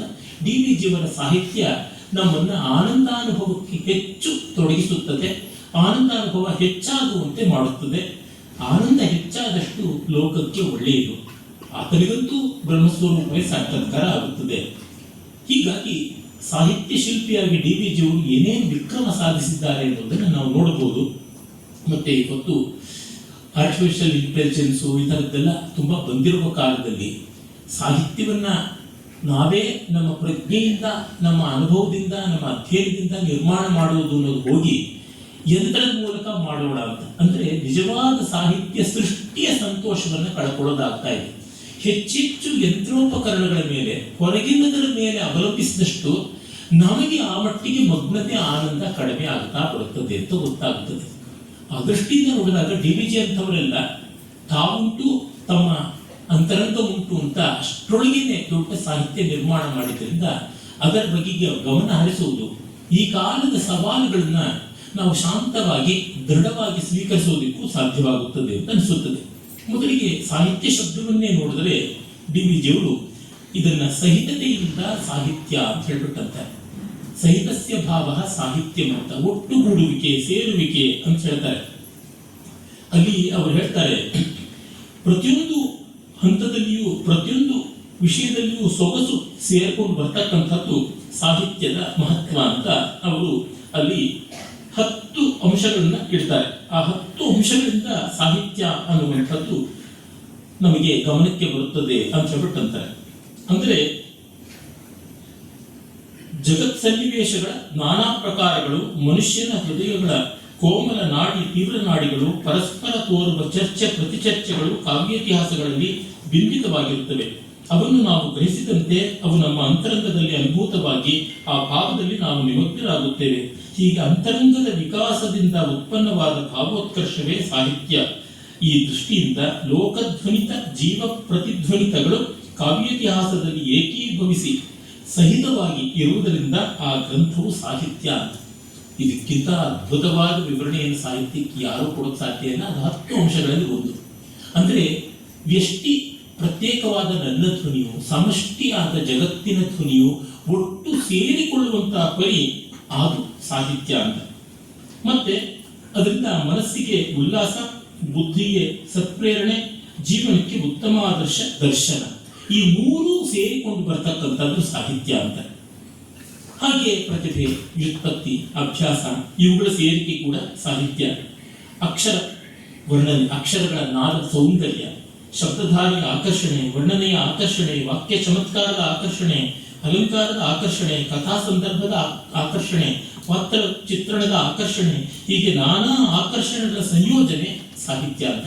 ಅಂದ್ರೆ ನಮ್ಮನ್ನ ಸೆರೆ ಹಿಡಿತಕ್ಕಂಥದ್ದಿರಬೇಕು. ಹಿಂಸೆಯ ರೂಪದಿಂದ ಅಲ್ಲ, ಆನಂದ ರೂಪದಿಂದ ಅಂತ ಒಂದು ಅಂಶ ಸೇರಿಕೊಂಡಾಗ ಸಾಹಿತ್ಯ ಅಂತ. ಹೀಗೆ ಆ 10 ವಿವರಣೆಗಳನ್ನ ಕೊಡ್ತಾ ಬರ್ತಾರೆ. ಅಲ್ಲಿಂದ ನಮಗೆ ಗೊತ್ತಾಗುತ್ತದೆ ಸಾಹಿತ್ಯ ಅಂತಂದ್ರೆ ಯಾವ ಅಡಕ, ಯಾವ ಸಮನ್ವಯ ಒಳಗೊಂಡದ್ದು ಅಂತ. ನಮಗೆ ಬೇಕಾಗಿರುವುದೇನೆಂದ್ರೆ ಚೆಲ್ಲಾಪಿಲ್ಲಿಯಾಗಿ ಹೋಗೋದಕ್ಕೆ ಒಂದು ಏಕಸೂತ್ರತೆ ಬೇಕು ಅಂತ. ಅರ್ಜುನನೇ ಕೃಷ್ಣನನ್ನ ಬೇಡಿಕೊಳ್ತಾನೆ. ತದೇಕಂ ಪದ ನಿಶ್ಚಿತ್ಯ ಏನ ಶ್ರೇಯೋಹ ಮಾಪ್ನುಯ. ಅದು ಒಂದಿದೆಯಲ್ಲಪ್ಪ, ಯಾವುದೋ ಒಂದಿದೆ ಅಂತಾರೆ, ಅದರಿಂದ ನಂಗೆ ನೆಮ್ಮದಿ ಆಗುತ್ತದೆ ಅಂತ ಒಂದು ಹೇಳು ಅಂತ. ಈ ಇಂಟಗ್ರೇಷನ್ ಅನ್ನೋದು ಇದೆಯಲ್ಲ, ಬೆಸುಗೆ ತುಂಬಾ ಬೇಕು, ಅದು ಸಾಹಿತ್ಯ ಅಂತ ತೋರ್ಪಡಿಸ್ತಾರೆ. ಆಮೇಲೆ ಅವರು ಈ ಸಾಹಿತ್ಯದ ಒಂದು ಸಂಹಿತೆಯನ್ನು ನಿರ್ಮಾಣ ಮಾಡಿಕೊಡ್ತಾರೆ. ತೈತ್ರಿಯ ಉಪನಿಷತ್ತಿನಲ್ಲಿಯೇ ಬರುತ್ತದೆ 5 ಸಂಹಿತೆಗಳಿವೆ ಅಂತ. ಸಂಹಿತೆ ಅಂತಂದ್ರೆ ಸಮೂಹ, ಮತ್ತೆ ಸಾಹಿತ್ಯ ಅನ್ನುವ ರೀತಿಯ ಅರ್ಥವೇ ಬರುವಂತೆ ಒಟ್ಟು ಸೇರಿಕೆ ಅಂತ. ಡಿ ವಿ ಜಿಯವರು ಒಂದು ಹೊಸ ಮಂತ್ರದ ರೀತಿಯಾದಂತಹ ಬರವಣಿಗೆಯನ್ನೇ ಮಾಡ್ತಾರೆ. ಅಥಾದಿ ಕಾವ್ಯಂ ಕವಿ ಪ್ರತಿಭಾ ಪೂರ್ವ ರೂಪಂ ಶ್ರೋತೃ ಹೃದಯ ಮುಕ್ತರ ರೂಪಂ ರಸಾನುಭೂತಿ ಸಂಧಾನಂ ವಾಕ್ಕೌ ರಸಾನುಭೂತಿ ಸಂಧಿ ವಾಕ್ಕೌಶಲಂ ಸಂಧಾನಂ ಇತ್ಯಾದಿ ಕಾವ್ಯಂ ಅಂತ. ಒಂದು ಪೂರ್ವ ರೂಪ ಆರಂಭ ಆಗೋದು ಕಲಾವಿದನಲ್ಲಿ, ಕವಿಯಲ್ಲಿ. ಅದು ಸೇರ್ತಕ್ಕಂಥದ್ದು ಶ್ರೋತೃನಲ್ಲಿ ಅಥವಾ ನೋಡುಗನಲ್ಲಿ, ಆಸ್ವಾದನೆ ಮಾಡತಕ್ಕಂಥವನಲ್ಲಿ. ಇವರಿಬ್ಬರನ್ನೂ ಸೇರಿಸ್ತಕ್ಕಂಥದ್ದು ಮಾತು, ಅದು ಸಂಧಾನ. ಅದರ ಮೂಲಕ ಉಂಟಾಗುವ ಆ ಬೆಸುಗೆ ಏನಿದೆ ಅದು ರಸ, ಆಸ್ವಾದ, ಆನಂದ. ಇದಿಷ್ಟೇ ಕಾವ್ಯವನ್ನು ಕುರಿತದ್ದು ಅಂತ. ಅಂದ್ರೆ ಸಾಹಿತ್ಯವನ್ನ ಒಂದು ವೇದದಂತೆ, ಒಂದು ದರ್ಶನದಂತೆ ಎನ್ನುವ ಮಾತನ್ನ ಅವರು ಹೇಳ್ತಾರೆ. ಇವೆಲ್ಲ ಅವರ ಕಾವ್ಯ ಸ್ವಾರಸ್ಯ ಅನ್ನುವ ಒಂದು ಹೆಚ್ಚು ಪ್ರಸಿದ್ಧವಲ್ಲದ ಒಳ್ಳೆಯ ವಿಮರ್ಶನ ಕೃತಿಯಲ್ಲಿ ನಾವು ನೋಡತಕ್ಕಂಥದ್ದು. ಮತ್ತೆ ಅವರು ಈ ಸಾಹಿತ್ಯ ಶಿಲ್ಪಿ ಎನ್ನುವ ಪದದಲ್ಲಿರುವ ಶಿಲ್ಪ ಅಂತ ನೋಡಿದ್ರೆ ಶೀಲ ಸಮಾಧವು ಅನ್ನುವ ಧಾತುವಿನಿಂದ ಆ ಒಂದು ಶಿಲ್ಪ ಶಬ್ದ ಬಂದಿದೆ. ಅಲ್ಲಿ ನೋಡಿದಾಗ ನಮಗೆ ಗೊತ್ತಾಗುತ್ತದೆ ಶಿಲ್ಪ ಅನ್ನುವುದು ಚೆನ್ನಾದ ಸಾಮರ್ಥ್ಯದಿಂದ ಕೂಡಿರತಕ್ಕಂಥ ಒಂದು ರಚನೆ. ಅಂದ್ರೆ ಚೆನ್ನಾಗಿ ಇಡಲ್ಪಟ್ಟದ್ದು, ನೆಮ್ಮದಿಯಾಗಿ, ಒಪ್ಪವಾಗಿ, ಪೂರ್ಣವಾಗಿ ಕಂಡರಿಸಲ್ಪಟ್ಟದ್ದು ಅಂತ. ಯಾವುದನ್ನ ಪ್ರತಿ ಅವಯವಗಳಲ್ಲಿ ಇರುವ ಅನ್ಯೋನ್ಯ ಸಾಮರಸ್ಯ ಅಂತವಲ್ಲ, ಅದೆಲ್ಲ ಹದವಾಗಿ ಬರಬೇಕು. ಈಗ ಉಪ್ಪು, ಹುಳಿ, ಖಾರ, ಸಿಹಿ ಇತ್ಯಾದಿಗಳನ್ನೆಲ್ಲ ಪ್ರತ್ಯೇಕವಾಗಿಟ್ಟು ಅವ್ರು ಒಟ್ಟಿಗೆ ಒಂದು ಬಟ್ಲಲ್ಲಿ ಹಾಕಿದ ತಕ್ಷಣ ಅದು ಸಾರೋ ಹುಳಿಯೋ ಆಗೋಲ್ಲ, ಅದು ಕುದಿಯಬೇಕು. ಈ ರಸ ಇಲ್ಲದೆ, ಈ ಒಂದು ರುಚಿ ಇಲ್ಲದೆ ಅಂತ ಗೊತ್ತಾಗದಂತೆ ಅದಷ್ಟು ಸೇರಿಕೊಳ್ಳಬೇಕು. ಸಾರಿನಲ್ಲಿ ಬೆಲ್ಲ ಇದೆ ಅಂತ ಗೊತ್ತಾಗಲ್ಲ, ಆದರೆ ಬೆಲ್ಲದಿಂದ ಬರುವ ಪರಿಣಾಮ ಬರಬೇಕು. ಹೀಗೆ ನಾನು ಸಮಾಜದಲ್ಲಿ ಒಂದು ಪ್ರತ್ಯೇಕ ವ್ಯಕ್ತಿಯಲ್ಲ, ನಾನು ಇನ್ನೆಲ್ಲ ಸೇರಿ ಒಂದು ರಸಮಯವಾದ ಸಮಾರಾಧನ ಅನ್ನುವ ದೃಷ್ಟಿ ಬರಬೇಕು. ಹಾಗೆ ನೋಡಿದಾಗ ಅಲ್ಲಿ ನಮಗೆ ಶಿಲ್ಪ ಅಂತ ಗೊತ್ತಾಗುತ್ತದೆ. ಅಂದ್ರೆ ಇಲ್ಲಿ ಸಾಹಿತ್ಯ ಅಂತಂದ್ರು, ಸಂಗೀತೆ ಅಂತಂದ್ರು, ಶಿಲ್ಪ ಅಂತಂದ್ರು ಸೇರ್ತಕ್ಕಂಥದ್ದು ಒಟ್ಟಂದದ ಅಂದ, ಒಟ್ಟಂದದ ಸ್ವಾರಸ್ಯ, ಒಟ್ಟುತನದ ಆನಂದ ಅಂತ ಗೊತ್ತಾಗುತ್ತದೆ. ಹೀಗೆ ಸಾಹಿತ್ಯ ಶಿಲ್ಪಿಯಾಗಿ ಅವರು ಮಾಡಕೊಟ್ಟಿದ್ದು ಸಮಾಜದಲ್ಲಿಯೂ ಅಷ್ಟೇ, ವ್ಯಕ್ತಿಯಲ್ಲಿಯೂ ಅಷ್ಟೇನೆ ಒಟ್ಟುಗೂಡಿಸುವಂಥದ್ದು. ಒಮ್ಮೆ ಅವರು ಕನ್ನಡ ಸಾಹಿತ್ಯ ಪರಿಷತ್ತಿನ ಆರಂಭದ ಕಾಲದಲ್ಲಿ ಯಾವುದೋ ಒಂದು ಚರ್ಚೆ ನಡೀತಾ ಇದ್ದಾಗ ಕನ್ನಡದ ಕಣ್ವ ಅಂತ ಹೆಸರಾದ PM ಶ್ರೀಕಂಠಯ್ಯನವರು ಯಾವುದೋ ಒಂದು ಮಾತಾಡಿದ್ರು. ಅದಕ್ಕೆ ಮತ್ತೊಬ್ಬ ವಿದ್ವಾಂಸರು ಆಕ್ಷೇಪ ವ್ಯಕ್ತಪಡಿಸಿದ್ರು. ಆಗ DVಜಿ ಅವರು ಇದ್ದುಕೊಂಡು, ಇಲ್ಲ, PM ಶ್ರೀಕಂಠಯ್ಯನವರು ಹೇಳಿರುವ ಅಭಿಪ್ರಾಯ ಇಂಥದ್ದು ಅಂತ ಸಮನ್ವಯ ಮಾಡಿ ತೋರಿಸಿದ್ದವರಿಗೆ ಎಲ್ಲರಿಗೂ ಸಮಾಧಾನ ಆಯಿತು. ಆಗ PM ಶ್ರೀ ಅವರು ವೇದಿಕೆಯಿಂದ ಇಳಿದು ಬಂದು DVಜಿ ಅವರ ಕೈ ಕುಲುಕಿ best are the piece makers ಅಂತ ಬೈಬಲಿನ ಮಾತು ಹೇಳಿದ್ರು. ಅದು DVಜಿ ಅವ್ರಿಗೂ PM ಶ್ರೀ ಅವ್ರಿಗೂ ಅದರ ಮೊದಲ ಪರಿಚಯ ಅಂತ ಬರೀತಾರೆ. ಈ best are the piece makers ಅಂದ್ರೆ ಏನು? ಎಲ್ಲವನ್ನ ಸೇರಿಸಿ ಕೊಡತಕ್ಕಂಥವ್ರು, ಅದು ಬಹಳ ಮುಖ್ಯ. ನಮ್ಮಲ್ಲಿ ದೇವತೆಗಳನ್ನ ಆದಿತ್ಯರು, ಅದಿತಿಯ ಮಕ್ಕಳು ಅಂತ ಕರೀತಾರೆ. ಕಶ್ಯಪ ಪ್ರಜಾಪತಿಯ ಒಬ್ಬ ಹೆಂಡತಿ ಅದಿತಿ, ಮತ್ತೊಬ್ಬ ಹೆಂಡತಿ ದಿತಿ ಅಂತ. ದಿತಿಯ ಮಕ್ಕಳು ದೈತ್ಯರು, ಅದಿತಿಯ ಮಕ್ಕಳು ಆದಿತ್ಯರು, ದೇವತೆಗಳು ಅಂತ. ದಿತಿ ಅಂದ್ರೆ ಏನು, ಅದಿತಿ ಅಂದ್ರೆ ಏನು ಅಂತ ಶಬ್ದ ಮೂಲಕ ಹೋದ್ರೆ ಗೊತ್ತಾಗುತ್ತೆ. ಅವಖಂಡನೆ ಎನ್ನುವ ಧಾತುವಿಂದ ಎಲ್ಲವನ್ನೂ ಬೇರೆ ಬೇರೆಯಾಗಿ ಒಡೆದು ಸೀಳಿ ಬೇರ್ಪಡಿಸ್ತಕ್ಕಂಥದ್ದು ದಿತಿಯ ಲಕ್ಷಣ. ದಿತಿ ಅಂದ್ರೆ ಡಿವಿಸಿವ್ ಫೋರ್ಸ್ ಅಂತ, ಅದಿತಿ ಅಂದ್ರೆ ಇಂಟಿಗ್ರೇಟಿಂಗ್ ಫೋರ್ಸ್ ಅಂದ್ರೆ ಸಮನ್ವಯ ಶಕ್ತಿ ಅದಿತಿ. ಹಾಗಾಗಿ ಯಾರು ಎಲ್ಲವನ್ನು ಬೆಸೀತಾರೋ ಅವರ ಆದಿತ್ಯರು, ದೇವತೆಗಳು. ಯಾರು ಎಲ್ಲರನ್ನೂ ಒಡೆಯುತ್ತಾರೋ, ಎಲ್ಲವನ್ನೂ ಬೇರ್ಪಡಿಸ್ತಾರೋ ಅವರು ದೈತ್ಯರು ಅಂತ. ಅಂದ್ರೆ ಸಮನ್ವಯ DVಜಿಯವರ ಬಹಳ ದೊಡ್ಡ ದೃಷ್ಟಿ ಅಂತ ಗೊತ್ತಾಗುತ್ತದೆ. ಆ ನವೋದಯದ ಕನ್ನಡ ಸಾಹಿತ್ಯದ ಕಾಲದಲ್ಲಿ ಬಂದವರೆಲ್ಲರಲ್ಲಿಯೂ ಈ ಸರ್ವ ಸಮನ್ವಯದ ದೃಷ್ಟಿ ಇತ್ತು. ಆ ಒಂದು ದೃಷ್ಟಿಯನ್ನೇ ನಾವು ಸನಾತನ ಧರ್ಮದಲ್ಲಿ ಕೂಡ ಕಾಣ್ತೇವೆ. ಜಗತ್ತಿನ ಎಲ್ಲಿ ಹೋದರೂ ದೊಡ್ಡವರು ಅಂತ ಅನಿಸ್ಕೊಂಡವರು ಇದ್ದಾರೆ, ಅವರು ಇದನ್ನು ಮಾಡಿರ್ತಾರೆ ಅಂತ ಗೊತ್ತಾಗ್ತದೆ. ಹೀಗೆ DVಜಿಯವರು ಸಾಹಿತ್ಯ ಶಿಲ್ಪಿಯಾಗಿ ಮಾಡಕ್ ಹೊರಟಿದ್ದೇನೆಂದ್ರೆ ವ್ಯಕ್ತಿಯ ಭಾವಗಳನ್ನು ಬೆಸೆದದ್ದು, ವ್ಯಕ್ತಿಯ ಬುದ್ಧಿಗಳನ್ನು ಬೆಸೆದದ್ದು, ಮತ್ತೆ ಸಮಾಜದ ಎಲ್ಲ ಅಂಗಗಳನ್ನ ಬೆಸೆದದ್ದು. ಅವರು ಬರೀ ಬರಹಗಾರರಾಗಿ ನಿಲ್ಲದೆ ಎಲ್ಲ ಸ್ತರಗಳಲ್ಲಿ ದುಡಿದ್ರು. ಈಗ ಕುಷ್ಠರೋಗಿಗಳು, ಪ್ಲೇಗ್, ಇನ್ಫ್ಲೂಯೆನ್ಸಾ ಈ ರೀತಿಯಾದಂತಹ ರೋಗ ಸಂತ್ರಸ್ತರಾದವರು, ಇವರಿಗೆಲ್ಲ ಹೋಗಿ ಚಿಕಿತ್ಸೆ ಮಾಡುವ ವೈದ್ಯರಿಗೆ ನೆರವಾಗಿ ಅವರಿಗೆ ಒಂದು ಶುಶ್ರೂಷೆ ಮಾಡತಕ್ಕಂಥದ್ದು. ಹಬ್ಬ ಇತ್ಯಾದಿಗಳಾದಾಗ, ಅವರು ಹುಟ್ಟಿದಬ್ಬ ಬಂದಾಗ ಹಣ್ಣು, ಬಟ್ಟೆ ಇತ್ಯಾದಿಗಳನ್ನು ತೆಗೆದುಕೊಂಡು ಹೋಗಿ ಕೊಟ್ಟು, ನೀವು ಅನಾಥರಲ್ಲ, ನೀವು ಒಂಟಿಗರಲ್ಲ, ನೀವು ದುಃಖದಲ್ಲಿರುವ ಒಬ್ಬಂಟಿಗರಲ್ಲ, ನಾವಿದ್ದೀವಿ ಜೊತೆಗೆ ಅಂತ ಮಾಡುವವರು. ವಯಸ್ಕರ ಶಿಕ್ಷಣ ಅದಕ್ಕಾಗಿ ಪಾಠ ಹೇಳಿದಂಥವ್ರು. ಹೀಗೆ ಅನೇಕ ವಿಧದಲ್ಲಿ ಸಾರ್ವಜನಿಕ ಜೀವನದಲ್ಲಿ ತೊಡಗಿಸಿಕೊಂಡ್ರು. ಯಾಕೆಂದ್ರೆ ಯಾವುದೋ ಒಂದು ದಂತಗೋಪುರದಲ್ಲಿ ಸಾಹಿತ್ಯ ನಿಂತು ಏನೋ ಮಾಡ್ತಾ ಇರ್ತಾನೆ ಅಂತಲ್ಲದೆ ಬೀದಿಯ ವಿಕಾರಿಗಳ ಜೊತೆ ಕೂಡ ಅವರು ಸೇರಿದವರು. ಬೈರಾಗಿಗಳ ಜೊತೆಯಲ್ಲಿ, ಕಲಾಯಿ ಮಾಡೋರ ಜೊತೆಯಲ್ಲಿ, ಭಜಂತ್ರಿಗಳ ಜೊತೆಯಲ್ಲಿ, ಹೂವಾಡಿಗರ ಜೊತೆಯಲ್ಲಿ, ಕವಾಡಿಗರ ಜೊತೆಯಲ್ಲಿ, ಹೀಗೆ ಎಲ್ಲರ ಜೊತೆ ಬೆರೆತು ಬದುಕದವರು. ಅದನ್ನು ನೋಡಿದಾಗ ನಮಗೆ ಈ ಸಾಹಿತ್ಯಕ್ಕಿರುವ ಮುಖ್ಯ ಗುಣವಾದ ಸಮನ್ವಯವನ್ನ ಬದುಕಿನಲ್ಲಿ ಕಂಡುಕೊಂಡವರು ಅಂತ ಗೊತ್ತಾಗ್ತದೆ. ಇರಲಿ, ಆ ವಿಷಯವನ್ನ ನಾವು ಮುಂದೆ ಜ್ಞಾಪಕ ಶಾಲೆಯಲ್ಲಿ ಕೇಳಬಹುದು ಅಂತ ಅನ್ಸುತ್ತೆ. ಆ ವಿವರದ ಅಂಶಗಳು ಬರುತ್ತವೆ. ಇನ್ನ ಸಾಹಿತ್ಯಕ್ಕೆ ತೆಗೆದುಕೊಟ್ರೆ ಮಾತೇ ಇಲ್ಲಿರುವ ಸಾಮಗ್ರಿ, ದ ರಾ ಮೆಟೀರಿಯಲ್ ಅಂತಿರಲಿಲ್ಲ, ಕಚ್ಚಾ ಮಾಲು, ಅದು ಮಾತು. ಆ ಮಾತನ್ನು ಎಷ್ಟು ರೀತಿಯಲ್ಲಿ ಬೆಳೆಸಿಕೊಂಡಿದ್ದಾರೆ. ಮಾತೆಂಬುದು ಜ್ಯೋತಿರ್ಲಿಂಗ ಅಂತ ಪ್ರಭುದೇವರು ಹೇಳಿದರು. ಇದಂ ಅಂಧಂತಃ ಕೃತ್ಸಂ ಜಾಯೇತ ಭುವನತ್ರಯಂ ಯದಿ ಶಬ್ದಾಹುಯಂ ಜ್ಯೋತಿರ್ ಆಸಮಂತ ಅನ್ನ ಭಾಸತೆ ಅಂತ ಗಂಡಿ ಹೇಳ್ತಾರೆ. ಈ ಜಗತ್ತನ್ನ ಮಾತು ಅನ್ನುವ ಜ್ಯೋತಿ ಬೆಳಗದೆ ಇದ್ರೆ ಕಗ್ಗತ್ತರಾಗ್ಬಿಡ್ತಾ ಇತ್ತು ಅಂತ. ಇಂಥ ಮಾತು ಅರ್ಥಪೂರ್ಣವಾಗಿರಬೇಕು, ಸಾರ್ಥಕವಾಗಿರಬೇಕು. ಒಂದೊಂದು ಪದವನ್ನು ಬಳಸುವಾಗಲೂ ಅದೊಂದು ಶ್ರದ್ಧೆ, ಗೌರವದಿಂದ, ಅರಿವಿನಿಂದ ಬಳಸಬೇಕು ಅಂತ ಉಂಟು. ಅದನ್ನು DVಜಿ ಹೇಳ್ತಾರೆ. ಹಾಗಾಗಿ ಅವರು ಭಾಷೆಯನ್ನ ಅದರ ಎಲ್ಲ ಸೌಂದರ್ಯವೂ ತೋರುವಂತೆ, ಎಲ್ಲ ಸಾಮರ್ಥ್ಯವನ್ನು ದುಡಿಸಿಕೊಳ್ಳುವಂತೆ ಬಳಸಿದ್ದಾರೆ. ಯಾಕೆಂದ್ರೆ ಎರಡೂ ಮುಖ್ಯ. ಅದಕ್ಕೊಂದು ಸಾಮರ್ಥ್ಯ ಇದೆ, ಅದಕ್ಕೊಂದು ಸೌಂದರ್ಯವೂ ಇದೆ. ಸಾಮರ್ಥ್ಯ ಸೌಂದರ್ಯಗಳಿಗೆ ವಿರೋಧ ಇಲ್ಲ. ಸೌಂದರ್ಯ ಎದ್ದು ಕಾಣುವಂತೆ ಆದಾಗ ಅದು ಕಲೆ, ಕಾವ್ಯ ಅನ್ನಿಸ್ಕೊಳ್ಳುತ್ತದೆ. ಸಾಮರ್ಥ್ಯ ಎದ್ದು ಕಾಣುವಂತೆ ಆದಾಗ ಅದು ಶಾಸ್ತ್ರ ಅಂತ ಅನ್ನಿಸ್ಕೊಳ್ಳುತ್ತದೆ. ಭಾಷೆಗೆ ನಾವೆಲ್ಲ ಕಂಡಂತೆ 3 ರೂಪ ಇರುತ್ತದೆ: ಗದ್ಯ, ಪದ್ಯ, ಗೀತ. ಈಗ ನಾನು ಮಾತಾಡ್ತಾ ಇರೋದು ಗದ್ಯ. DVG ಅವರು ಬರೆದಂಥ ಮಂಕುತಿಮ್ಮನ ಕಗ್ಗವು ಸೇರಿದಂತೆ ಅನೇಕ ಕೃತಿಗಳನ್ನ ನೋಡಿದಾಗ ನಮಗೆ ಗೊತ್ತಾಗುತ್ತದೆ ಅದು ಪದ್ಯ ಅಂತ ಗೊತ್ತಾಗುತ್ತದೆ. ಉದಾಹರಣೆಗೆ ಅಂತಃಪುರ ಗೀತದ ಒಂದು ಪದ್ಯವನ್ನು ನೋಡಿದ್ರೆ ನಮಗೆ ಗೊತ್ತಾಗುತ್ತದೆ. ವಾರ ವಾರದಿ ಮಾರುತಾ ಹತಿನ ದುಲ್ಲೋಲ ಕಲ್ಲೋಲಮಂ ಅಂತಂದ್ರೆ ಅದು ಪದ್ಯ. ಅಂದ್ರೆ ಅದನ್ನ ತಾಳಬದ್ಧವಾಗಿ ಹಾಡಬೇಕಾಗಿಲ್ಲ, ಹೀಗೆ ಪಠಿಸಿದರೆ ರೆಸಿಟೇಷನ್ ಇಂದಲೇ ಅದರ ಒಂದು ನಾದದ ಒಂದು ಗತಿಯ ಸೌಂದರ್ಯ ಸುಭಗತೆ ಗೊತ್ತಾಗುತ್ತದೆ. ಇನ್ನು ಗೀತ ಅಂತಂದ್ರೆ ಅದು ತಾಳಬದ್ಧವಾಗಿರ್ಬೇಕಾಗುತ್ತದೆ. ಈಗ ಶ್ರೀ ಚೆನ್ನ ಕೇಶವ ಶೃಂಗಾರ ಭಾವ ಅಂದ್ರೆ ಅಲ್ಲಿ ತಾಳಬದ್ಧತೆ ಬಂತು, ಆದಿ ತಾಳ ಇದೆ ಅಂತ ಗೊತ್ತಾಗುತ್ತೆ. ಏನೇ ಶುಕ ಭಾಷಿಣಿ ದೇಹಾದ್ರಾಗಕ್ಕೆ ಆದಿ ತಾಳ ಸೇರಿದೆ ಅಂತ ಗೊತ್ತಾಗುತ್ತದೆ. ಈ ರೀತಿಯಾಗಿ ಸಂಗೀತದ ಜೊತೆಯಲ್ಲಿ ಸೇರಿದಾಗ ಅದರ ಗತಿ ಕಾಣಿಸುತ್ತಲ್ಲ, ಅದರ ಲಯ ಕಾಣಿಸುತ್ತಲ್ಲ, ಅದನ್ನು ಗೀತ ಅಂತೀವಿ. ಹೀಗಾಗಿ ಗದ್ಯ, ಪದ್ಯ, ಗೀತ ಇದು 3 ಭಾಷೆಯ 3 ರೂಪಗಳು. ಇನ್ನು ಭಾಷೆಗೆ 3 ಶಕ್ತಿ ಇದೆ. ಅದೇನಂದ್ರೆ ಪುಸ್ತಕದಲ್ಲಿರುವಂತಹ ಒಂದೊಂದು ಶಬ್ದಕ್ಕೆ ಇಂತಿಂತ ಅರ್ಥ ಅಂತ ನಿಘಂಟುಗಳಲ್ಲಿ ಇರುತ್ತದೆ. ಹೀಗೆ ನಿಘಂಟುವಿನಲ್ಲಿರುವ ಅರ್ಥಕ್ಕೆ ಅನುಗುಣವಾಗಿ ಬರೆಯುವಂಥದ್ದು. ಆ ರೀತಿಯಲ್ಲೇ ಭಾಷೆ ಹೇಳ್ತಕ್ಕಂಥದ್ದು.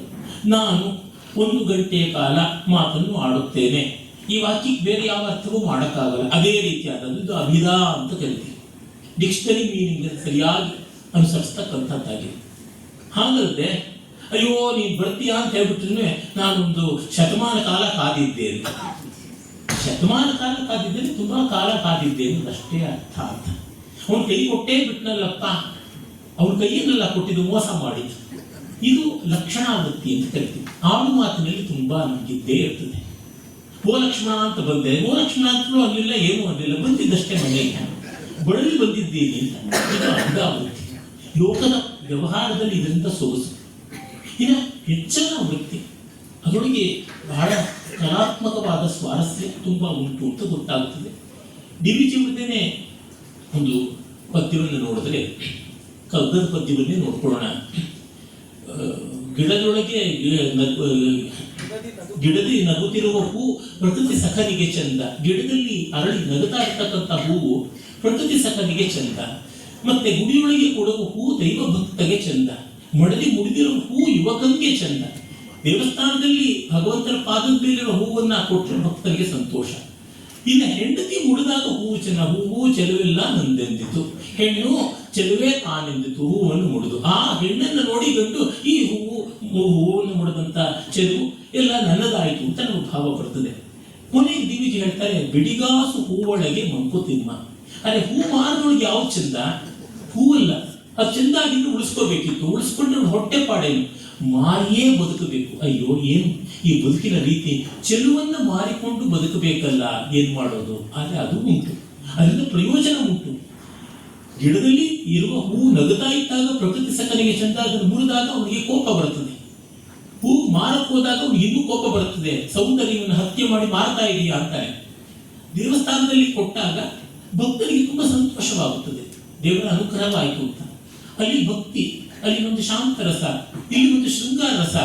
ಇವರಿಗೆ ಆರ್ಥಿಕ ಅರ್ಥಶಾಸ್ತ್ರದ ವ್ಯಾವಹಾರಿಕವಾದ ಸ್ತರ ಅಂದ್ರೆ ಒಂದೇ ವಸ್ತು ಬೇರೆ ಬೇರೆ ವ್ಯಕ್ತಿಗಳಿಗೆ ಬೇರೆ ಬೇರೆ ಸಂದರ್ಭದಲ್ಲಿ ಯಾವುದೆಲ್ಲ ಅರ್ಥಗಳನ್ನು ಕೊಡಬಹುದು, ಏನೆಲ್ಲ ರೀತಿ ಒದಗಿ ಬರಬಹುದು ಅನ್ನುವ ಪರಂಪರೆಯ ಅರ್ಥಗಳನ್ನು ಧ್ವನಿ ಅಂತೀವಿ. ಇದು ವ್ಯಂಜನ ವ್ಯಾಪಾರ, ವ್ಯಂಜನ ಅಂತ ಕರಿತೀವಿ. ಹಾಗೆ ಅಭಿಧಾ, ಲಕ್ಷಣ, ವ್ಯಂಜನ ಅಂತ ಭಾಷೆಗೆ 3 ಶಕ್ತಿಗಳಿವೆ. ಆ 3 ಶಕ್ತಿಗಳು ಬಳಕೆ ಆಗಬೇಕು. ಶಾಸ್ತ್ರದಲ್ಲಿ ಅಭಿಧಾ, ಲೋಕದಲ್ಲಿ ಲಕ್ಷಣ, ಕಲೆಯಲ್ಲಿ ವ್ಯಂಜನ ಅಂತ ಕರೀತಾರೆ.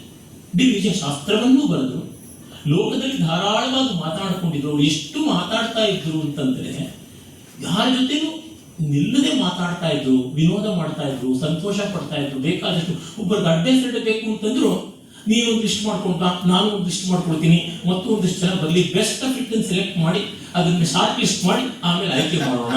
ಈ ರೀತಿಯಾದದ್ದು ಅಂದ್ರೆ ಮಾತಿನ ರೀತಿ ಲೋಕ ವ್ಯವಹಾರದಲ್ಲಿ ಹಾಗೇನೆ. 80ನೇ ವರ್ಷದಲ್ಲಿ ಅವರಿಗೆ ಹುಟ್ಟುಹಬ್ಬ ಮಾಡಬೇಕು ಅಂತಂದ್ರೆ ವಿಸಿತರಾಮಯ್ಯವ್ರಿಗೂ ಪತ್ರ ಬರೀತಾರೆ, ನಾಲಿಗೆಯಿಂದ ಮೂಗಲ್ಲಿ ಮುಟ್ಸುವಂತ ಒಂದು ಕಾಂಪಿಟೇಷನ್ ಮಾಡೋಣ, ಕೈಯಿಂದ ಹಿಂಗೆ ಇಟ್ಬಿಟ್ಟಿದ್ರು ಬೆನ್ನಿಂದ ಕಾಲಿಗೆ ಮುಟ್ಸೋ ತರ ಮಾಡೋಣ. ಈ ಕಾಂಪಿಟೇಷನ್ ಅಲ್ಲಿ ಗೆದ್ದವರು ಪ್ರೈಸ್ ತಗೊಳ್ಳೋದು ಹೇಗೆ ಅಂತ ಸೋತವರೆಲ್ಲ ಕಂಟ್ರಿಬ್ಯೂಟ್ ಮಾಡಿ ಪ್ರೈಸ್ ಕೊಡಬೇಕು. ಒಂದು ಚಿಕ್ಕ ತಳ್ಳು ಗಾಡಿ ಇರ್ತಲ್ಲ, ಅದ್ರ ಮೇಲೆ ನಾನು ಕೂತ್ಕೊಂಡು ಹೋಗ್ತೀನಿ. ಕಣ್ಣಿಲ್ಲದವರಿಗೆ ನೀನೇ ಶಿವ, ಕಾಲಿಲ್ಲದವರಿಗೆ ನೀನೇ ಶಿವ ಅಂತ ಹೇಳ್ಕೊಂಡು ಇಲ್ಲಿಂದ ಚಾಮರಾಜಪೇಟೆ ದಾಟಿಕೊಂಡು ಕೃಷ್ಣರಾಜ್ ಮಾರ್ಕೆಟ್ ಹತ್ರ ಇರುವಂತ ವೆಂಕಟರಮಣ ಸ್ವಾಮಿ ದೇವಸ್ಥಾನ, ಕೋಟೆ ವೆಂಕಟರಮಣ ಸ್ವಾಮಿ ದೇವಸ್ಥಾನದವರೆಗೂ ಹೋಗೋಣ. Down with old age, up with youth ಅಂತೆಲ್ಲ ಹೇಳ್ಬಿಟ್ಟಿದ್ರೆ ಸ್ಲೋಗನ್ ಹಾಕೊಂಡು ಹೋಗೋಣ.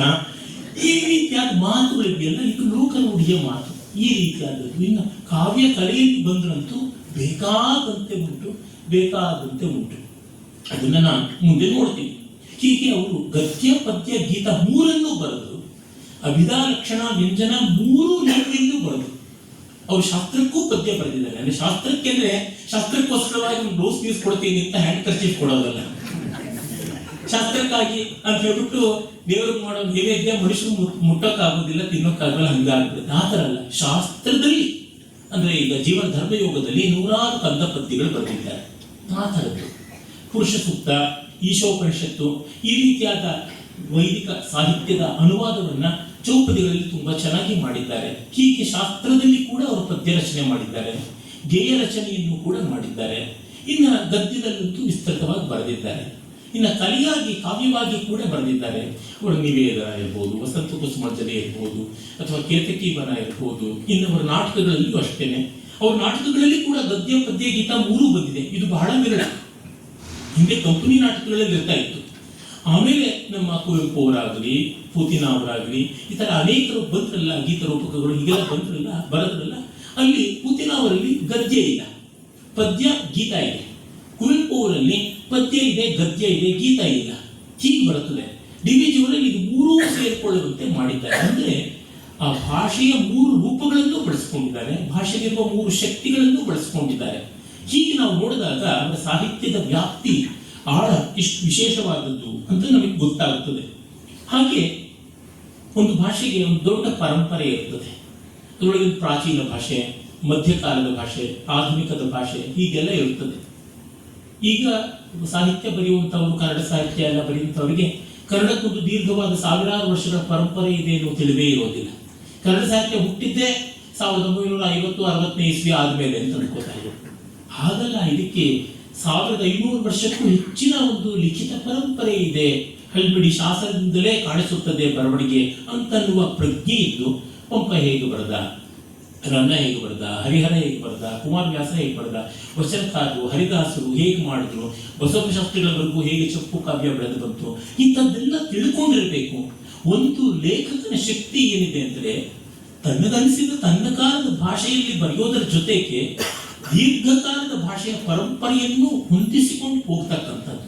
ನಮ್ಮ ಒಂದು ಸಂಗೀತ ಕಚೇರಿ ನೋಡಿದ್ರೆ ಗೊತ್ತಾಗುತ್ತದೆ. ಅಲ್ಲಿ ನೋಡಿದ್ರೆ ನಾವು ಒಂದು 500-600 ವರ್ಷಗಳಿಗೆ ಕಡಿಮೆ ಅಂತರಷ್ಟು ಪರಂಪರೆಯಿಂದ ಬಂದ ಹಾಡುಗಳನ್ನು ಹೇಳ್ತೀವಿ. ಇವತ್ತಿನ ರಚನಾಕಾರರದ್ದು ಹೇಳಿರ್ತೀವಿ, ಹಿಂದಿನ ಕಾಲದವ್ರದ್ದು ಹೇಳಿರ್ತೀವಿ. ಅಂದ್ರೆ 19-20ನೇ ಶತಮಾನದಲ್ಲಿದ್ದಂಥ ವಾಸುದೇವಾಚಾರ್ಯರು, ಪೂಜ್ಯ ಶ್ರೀನಿವಾಸ ಅಯ್ಯಂಗಾರ್ ಇಂಥವ್ರ ರಚನೆಗಳನ್ನು ಹಾಡ್ತೀವಿ. ಅದಕ್ಕೂ ಹಿಂದೆ ತ್ರಿಮೂರ್ತಿಗಳು, ಅದಕ್ಕಿಂತ ಇದ್ದಂತಹ ಇವ್ರನ್ನ ನಾವು ನೋಡ್ತೀವಿ. ಉತ್ತಕಾಡ ಕವಿ ವೆಂಕಟ ಕವಿ ಅವ್ರನ್ನ ನೋಡ್ತೀವಿ. ಅದಕ್ಕೂ ಹಿಂದೆ ನಾವು ಹೋಗ್ತೀವಿ, ಜಯದೇವನವರೆಗೂ ಹೋಗ್ತೀವಿ. ಇನ್ನೂ ಹಿಂದೆ ಹೋಗ್ಬೋದು, ನಾಟ್ಯಶಾಸ್ತ್ರದಲ್ಲಿರುವ ಧ್ರುವಗೀತೆಗಳನ್ನು ಹಾಡಬಹುದು. ಅಂದ್ರೆ ನೋಡಿದಾಗ 3000 ವರ್ಷಗಳ ಸಾಹಿತ್ಯ ಹಾಡ್ತಾ ಇದ್ದೀವಿ ಅಂತ ಆಗುತ್ತದೆ.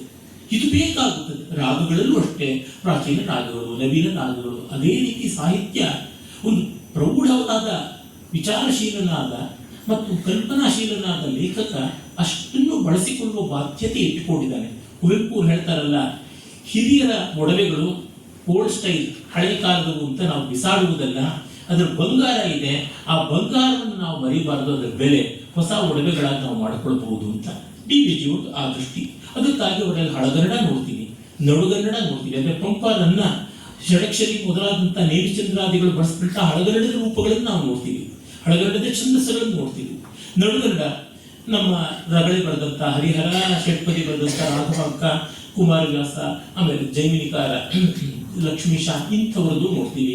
ಸಾಂಗತ್ಯ ಬರೆದಂಥ ಭರತೇಶ್ವರದ ರತ್ನಾಕರ ವರ್ಣಿ, ಹದಿಬಗೆ ಧರ್ಮ ಬರೆದಂಥ ನಮ್ಮ ಸಂಜೀವನ್ನಮ್ಮ ಇಂಥವ್ರದ್ದು ಕೂಡ ಛಂದೋ ರೂಪಗಳನ್ನು ನಾವು ನೋಡ್ತೀವಿ.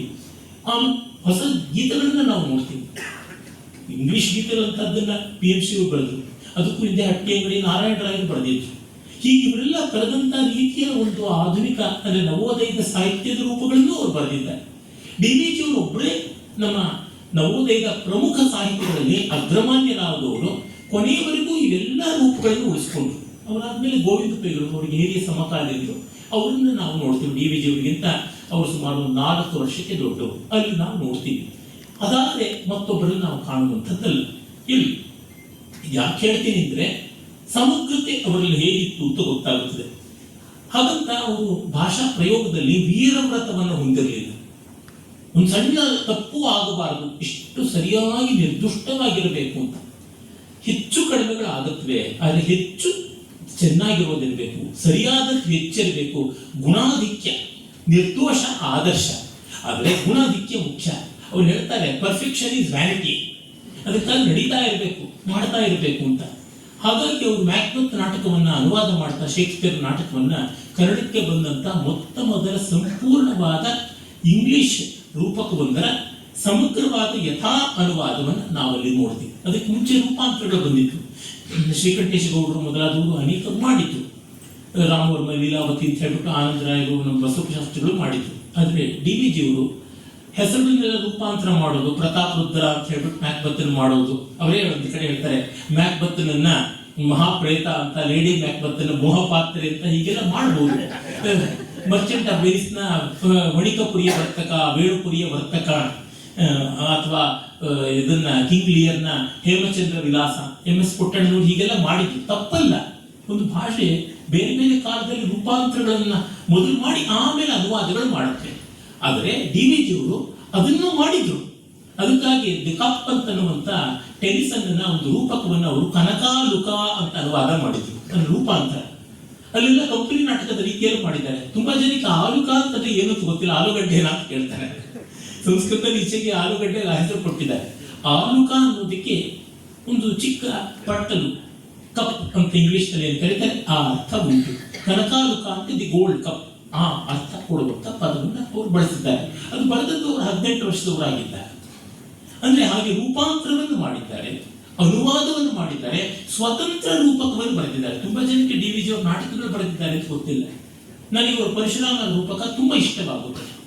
ಅದು ಗದ್ಯ, ಪದ್ಯ, ಗೀತ 3 ಇರ್ತಕ್ಕಂಥದ್ದು.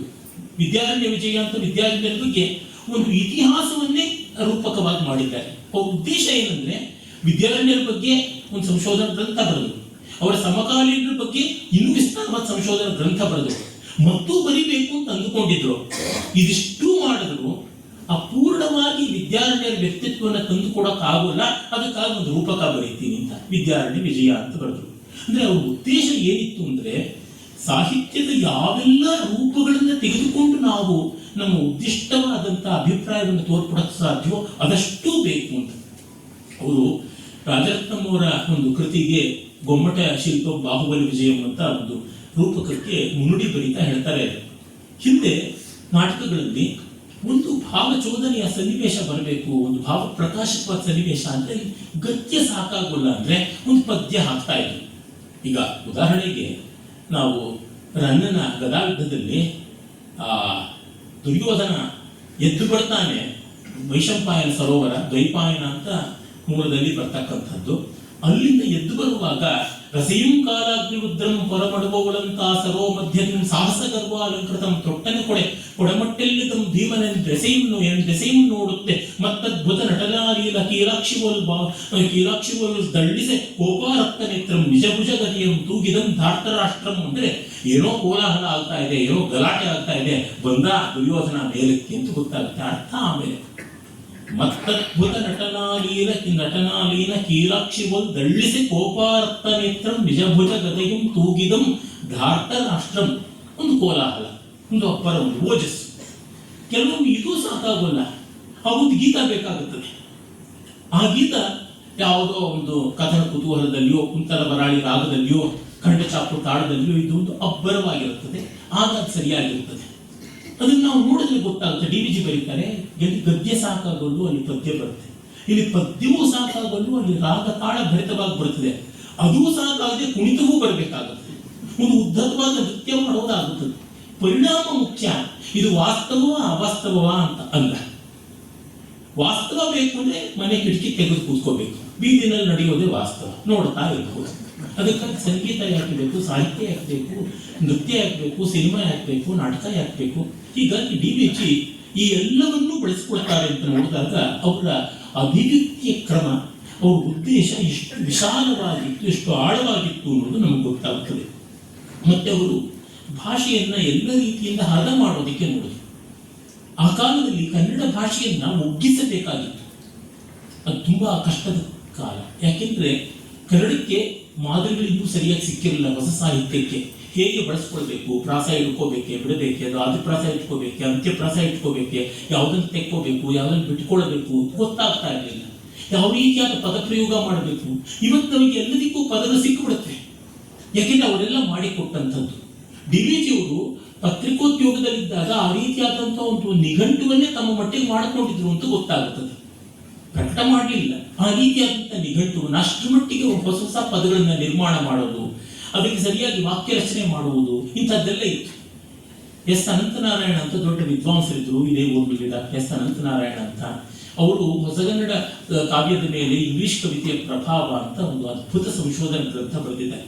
ಅಲ್ಲಿ ಮೊದಲ 3 ಅಧ್ಯಾಯಗಳನ್ನು ನೋಡಿದ್ರೆ ನಮ್ಗೆ ಗೊತ್ತಾಗುತ್ತದೆ ಆ ಕಾಲದ ಸವಾಲುಗಳೇನಿತ್ತು ಅಂತ. ಅದೇ ಒಂದು ಅಧ್ಯಾಯ ಆ ಕಾಲದ ಸವಾಲುಗಳು, ಮುಂಬೆಳಗು 1, 2 ಅಂತೆಲ್ಲ ಅಧ್ಯಾಯಗಳಿದೆ. ಅಲ್ಲಿ ಅವರು ತೋರ್ಪಡಿಸ್ತಾರೆ ಎಷ್ಟು ಕಷ್ಟಪಟ್ಟು ಇವರು ಭಾಷೆಯನ್ನ ಪರಿಷ್ಕಾರ ಮಾಡಿಕೊಟ್ರು ಅಂತ ಗೊತ್ತಾಗುತ್ತದೆ. ಹೀಗೆ ಭಾಷೆಯನ್ನ ಕಟ್ಟಿದಂತ ಆದಿಮರಲ್ಲಿ, ಪೂರ್ವಸೂರಿಗಳಲ್ಲಿ, ಪೈರಿಯರ್ಸ್ ಅಂತಾರಲ್ಲ, ಪ್ರಾಚ್ಯರಲ್ಲಿ, ಆದ್ಯರಲ್ಲಿ ಅವರು ಒಬ್ಬರಾಗಿದ್ದರು ಅಂತ ಗೊತ್ತಾಗುತ್ತದೆ. ಸುಮ್ಮನೆ ನೋಡಿ, ಅವರು ಭಾಷೆ ಪ್ರಯೋಗ ಮಾಡುವಾಗ ಅವರು ಮ್ಯಾಕ್ಬೆತ್ತನ ಅನುವಾದದಲ್ಲಿ ಹೇಳ್ತಾರೆ, ಇಲ್ಲಿ ಭಾಷಾ ಶುದ್ಧಿಯ ವೀರವ್ರತವನ್ನು ಹಿಡಿದಂತ ವೈಯಾಕರಣರು ಕ್ಷಮಿಸಬೇಕು ನನ್ನನ್ನ, ನಾನಿಲ್ಲಿ ಹೊಸಗನ್ನಡ, ಹಳಗನ್ನಡ, ನಡುಗನ್ನಡ, ಬೀದಿಗನ್ನಡ ಎಲ್ಲವನ್ನೂ ಬಳಸಿದ್ದೀನಿ ಅಂತ. ಹಾಗಿದ್ರೂ ಅದು ತುಂಬಾ ಚೆನ್ನಾಗಿದೆ. ಅಂದ್ರೆ ಅಲ್ಲಿ ನೋಡಿ, ಶೇಕ್ಸ್ಪಿಯರ್ ಒಂದು ಕಡೆ fair is foul and foul is fair ಅಂತ ಒಂದು ಮಾತನ್ನು ಹೇಳ್ತಾನೆ. ಅದನ್ನ ಎಷ್ಟು ಜನ ಎಷ್ಟು ತರ ಅನುವಾದ ಮಾಡಿದ್ದಾರೆ ಕನ್ನಡದಲ್ಲಿ. ಇದೊಂದು 6 ಅನುವಾದಗಳಿವೆ ಮ್ಯಾಕ್ಬೆತ್. DVG ತುಂಬಾ ಸರಿಯಾಗಿ ಮಾಡಿದ್ದಾರೆ. ಸೊಗಸೇ ಹೊಲಸು, ಹೊಲಸೇ ಸೊಗಸು ಅಂತ ಮಾಡಿದ್ದಾರೆ. ಆ ಮಟ್ಟದ ಅಡಕ ಬೇಕು ಅಂತಂದ್ರೆ ಇಷ್ಟು ಪ್ರಯತ್ನ ಪಟ್ಟಿರಬೇಕು. ಈಗ ಅವರು ಮೊಡಕು ಅಂತ ಒಂದು ಪದ ಬಳಸ್ತಾರೆ. ಇಲ್ಲಿ ಹೆಚ್ಚು ಬಳಕೆಯಿಲ್ಲ. ಕೋಲಾರದ ಕಡೆ, ಆ ಕಡೆ ತೆಲುಗಿನ ಪ್ರದೇಶಗಳಿಗೆ ಹತ್ತಿರ ಇರೋ ಜಾಗದಲ್ಲಿ ಬಳಕೆ ಇದೆ. ನೂಕ್ ಅಂತ ಅಂತೀವಲ್ಲ, ಒಂದು ಮೂಲೆ, ತುಂಬಾ ಮೂಲೆ, ಅನ್ರೀಚಬಲ್ ಕಾರ್ನರ್ ಅಂತೀವಲ್ಲ, ಅಂತದ್ದು ಮೊಡಕು ಅಂತ. ಆ ರೀತಿ ಈಗ ತುಂಬಾ ಸಿಹಿ ತಿಂದು ಹೆಚ್ಚಾಗಿ ಸಾಕು ಅನ್ಸೋದಿಂತಲ್ಲ, ಅದಕ್ಕೆ ವೆಗಟು ಅಂತ ಒಂದು ಪದ ಬಳಸ್ತಾರೆ. ಈ ತೆಲುಗಿನಲ್ಲಿ ಹೆಚ್ಚು ಬಳಕೆಯಲ್ಲಿರ್ತಕ್ಕಂಥದ್ದು. ಕೆಲವರು ನಮ್ಮ ಉತ್ತರ ಕನ್ನಡದವರೆಲ್ಲ ಅದನ್ನ ಕಟ್ಟಲೆ ಆಯ್ತು, ರುಚಿ ಕೆಟ್ಟು ಹೋಯ್ತು, ಇಚ್ಛೆಗೆಡುವುದು ಅಂತ ಬಳಸ್ತಾರೆ. ಇಚ್ಛೆಗೆಟ್ಟು ಹೋಯ್ತು ಅಂತ. ಇನ್ನು ತಿನ್ನಬೇಕು ಅಂತ ಆಸೆ ಇಲ್ಲ, ನೋಡಬೇಕು ಅಂತ ಆಸೆ ಇಲ್ಲ, ಸ್ಯಾಚುರೇಷನ್ ಆಯ್ತು ಅಂತ. ಇವರು ವೆಗಟು, ವಿಗಟು ಅನ್ನುವಂಥ ಶಬ್ದಗಳನ್ನು ಬಳಸ್ತಾರೆ. ಹೀಗೆ ಎಷ್ಟೋ ಬೇರೆ ಭಾಷೆಗಳಿಂದ ಬಂದಂತದ್ದು. ಉರ್ದು, ಹಿಂದಿ ಇತ್ಯಾದಿ ಭಾಷೆಗಳಿಂದ, ಈಗ ಪರತಮಣೆ ಮರಾಠಿ ಮೂಲದ ಶಬ್ದ, ಅದನ್ನು ತುಂಬಾ ಕಡೆ ಅವರು ಬಳಸ್ತಾರೆ. ನೋಡಿದ್ರೆ ಕುಮಾರವ್ಯಾಸರ ಬಳಕೆನ ಇದು ಅಂತ ಅನ್ಸೋತಾ ಕಾಣಿಸುತ್ತೆ. ಅದೇ ರೀತಿಯಲ್ಲಿ ಅವರು ಮೊಬಲಗು ಅನ್ನುವ ಶಬ್ದ ಇರ್ಬೋದು, ಮೊತ್ತ ಇರ್ಬೋದು, ತಸ್ತೀಕ್, ಇದೆಷ್ಟು ಫಾರ್ಸಿ, ಅರಬ್ಬಿ ಮೂಲದಂತ ಶಬ್ದಗಳನ್ನ ಅವರು ಬಳಸ್ತಾರೆ. ಅದನ್ನ ನಮ್ಗೆ ಗೊತ್ತಾಗ್ತದೆ. ಮಾಫ್ ಮಾಡಬೇಕು, ಈ ಥರದ ಪದಗಳನ್ನೆಲ್ಲ ತುಂಬಾ ಬಳಸ್ತಾರೆ. ಫೈಸಲ್ ಆಯ್ತು, ಹೀಗೆಲ್ಲ ಬಳಸ್ತಾರೆ. ಈ ತರ ಬೇರೆ ಬೇರೆ ಶಬ್ದಗಳನ್ನು ಮಡಿವಂತಿಕೆಯಂತೆ ತೆಗೆದುಕೊಂಡು ಕನ್ನಡವನ್ನು ಉಳಿಸ್ಕೊಳ್ಬೇಕು, ಹೀಗೆಲ್ಲ ಮಾಡ್ತಾ ಬಂದರು. ಈ ಹಿನ್ನೆಲೆಯಲ್ಲಿ ನೋಡಿದಾಗ ಅವರ ದುಡಿಮೆ ದೊಡ್ಡದು, ನಾವು ಅದಕ್ಕೆ ಕುರುಡಾಗಿರಬಾರದು ಅಂತ ಗೊತ್ತಾಗುತ್ತದೆ.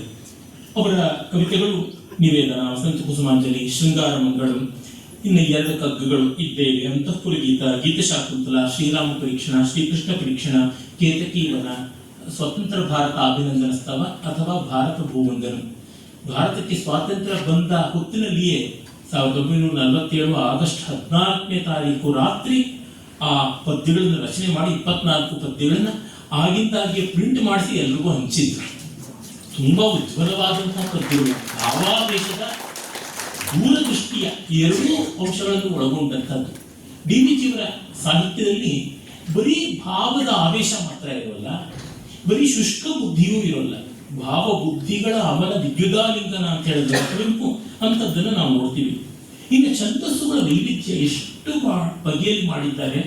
ಪ್ರಾಯಶಃ ನಮ್ಮ ಪ್ರಸಿದ್ಧ ಸಿದ್ಧ ಸಾಹಿತಿಗಳಲ್ಲಿ ಇವರಷ್ಟು ಛಂದೋ ವೈವಿಧ್ಯವನ್ನ ರೂಪುಗೊಳಿಸಿದ್ದನ್ನು ಯಾರು ನೋಡೋಕ್ಕಾಗಲ್ಲ. ಕಂದ, ವೃತ್ತ, ಆ ವೃತ್ತದಲ್ಲಿ ಖ್ಯಾತ ಕರ್ನಾಟಕದ ಎಲ್ಲವನ್ನೂ ಬೆಳೆಸಿದ್ದಾರೆ. ಚಂಪಕಮಾಲೆ, ಉತ್ಪಲಮಾಲೆ, ಸಳ್ಧರೆ, ಮಹಾಸಳ್ಧರೆ, ಶಾರ್ದೂಲ, ಮತ್ತೆ ಬಯಲ, ವಿಶೇಷತಃ ಅವರಿಗೆ ಶಾರ್ದೂಲ ಮರ್ತೇಪಗಳು ಇಷ್ಟ. ಕಂದಪದ್ಯವರು ಲೀಲಾಜಾಲ.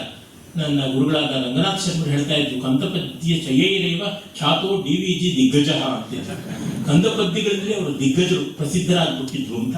ಆನೆಗಳು ಬೇರೆ ಬೇರೆ ಗಿಡದ ಗಡ್ಡೆಗಳನ್ನೆಲ್ಲ ಅದು ತಿನ್ನತ್ವಲ್ಲ, ಆ ರೀತಿಯ ಅದಂತ ರುಚಿ ಅವರಿಗಿತ್ತು ಅಂತ. ಲಾಟ್ ಆಫ್ ಅಪಟೈಟ್ ಫಾರ್ ಕಂದ ಅಂತ. ಇನ್ನು ರಗಳೆಯನ್ನು ಬರೆದಿದ್ದಾರೆ ಅವರು.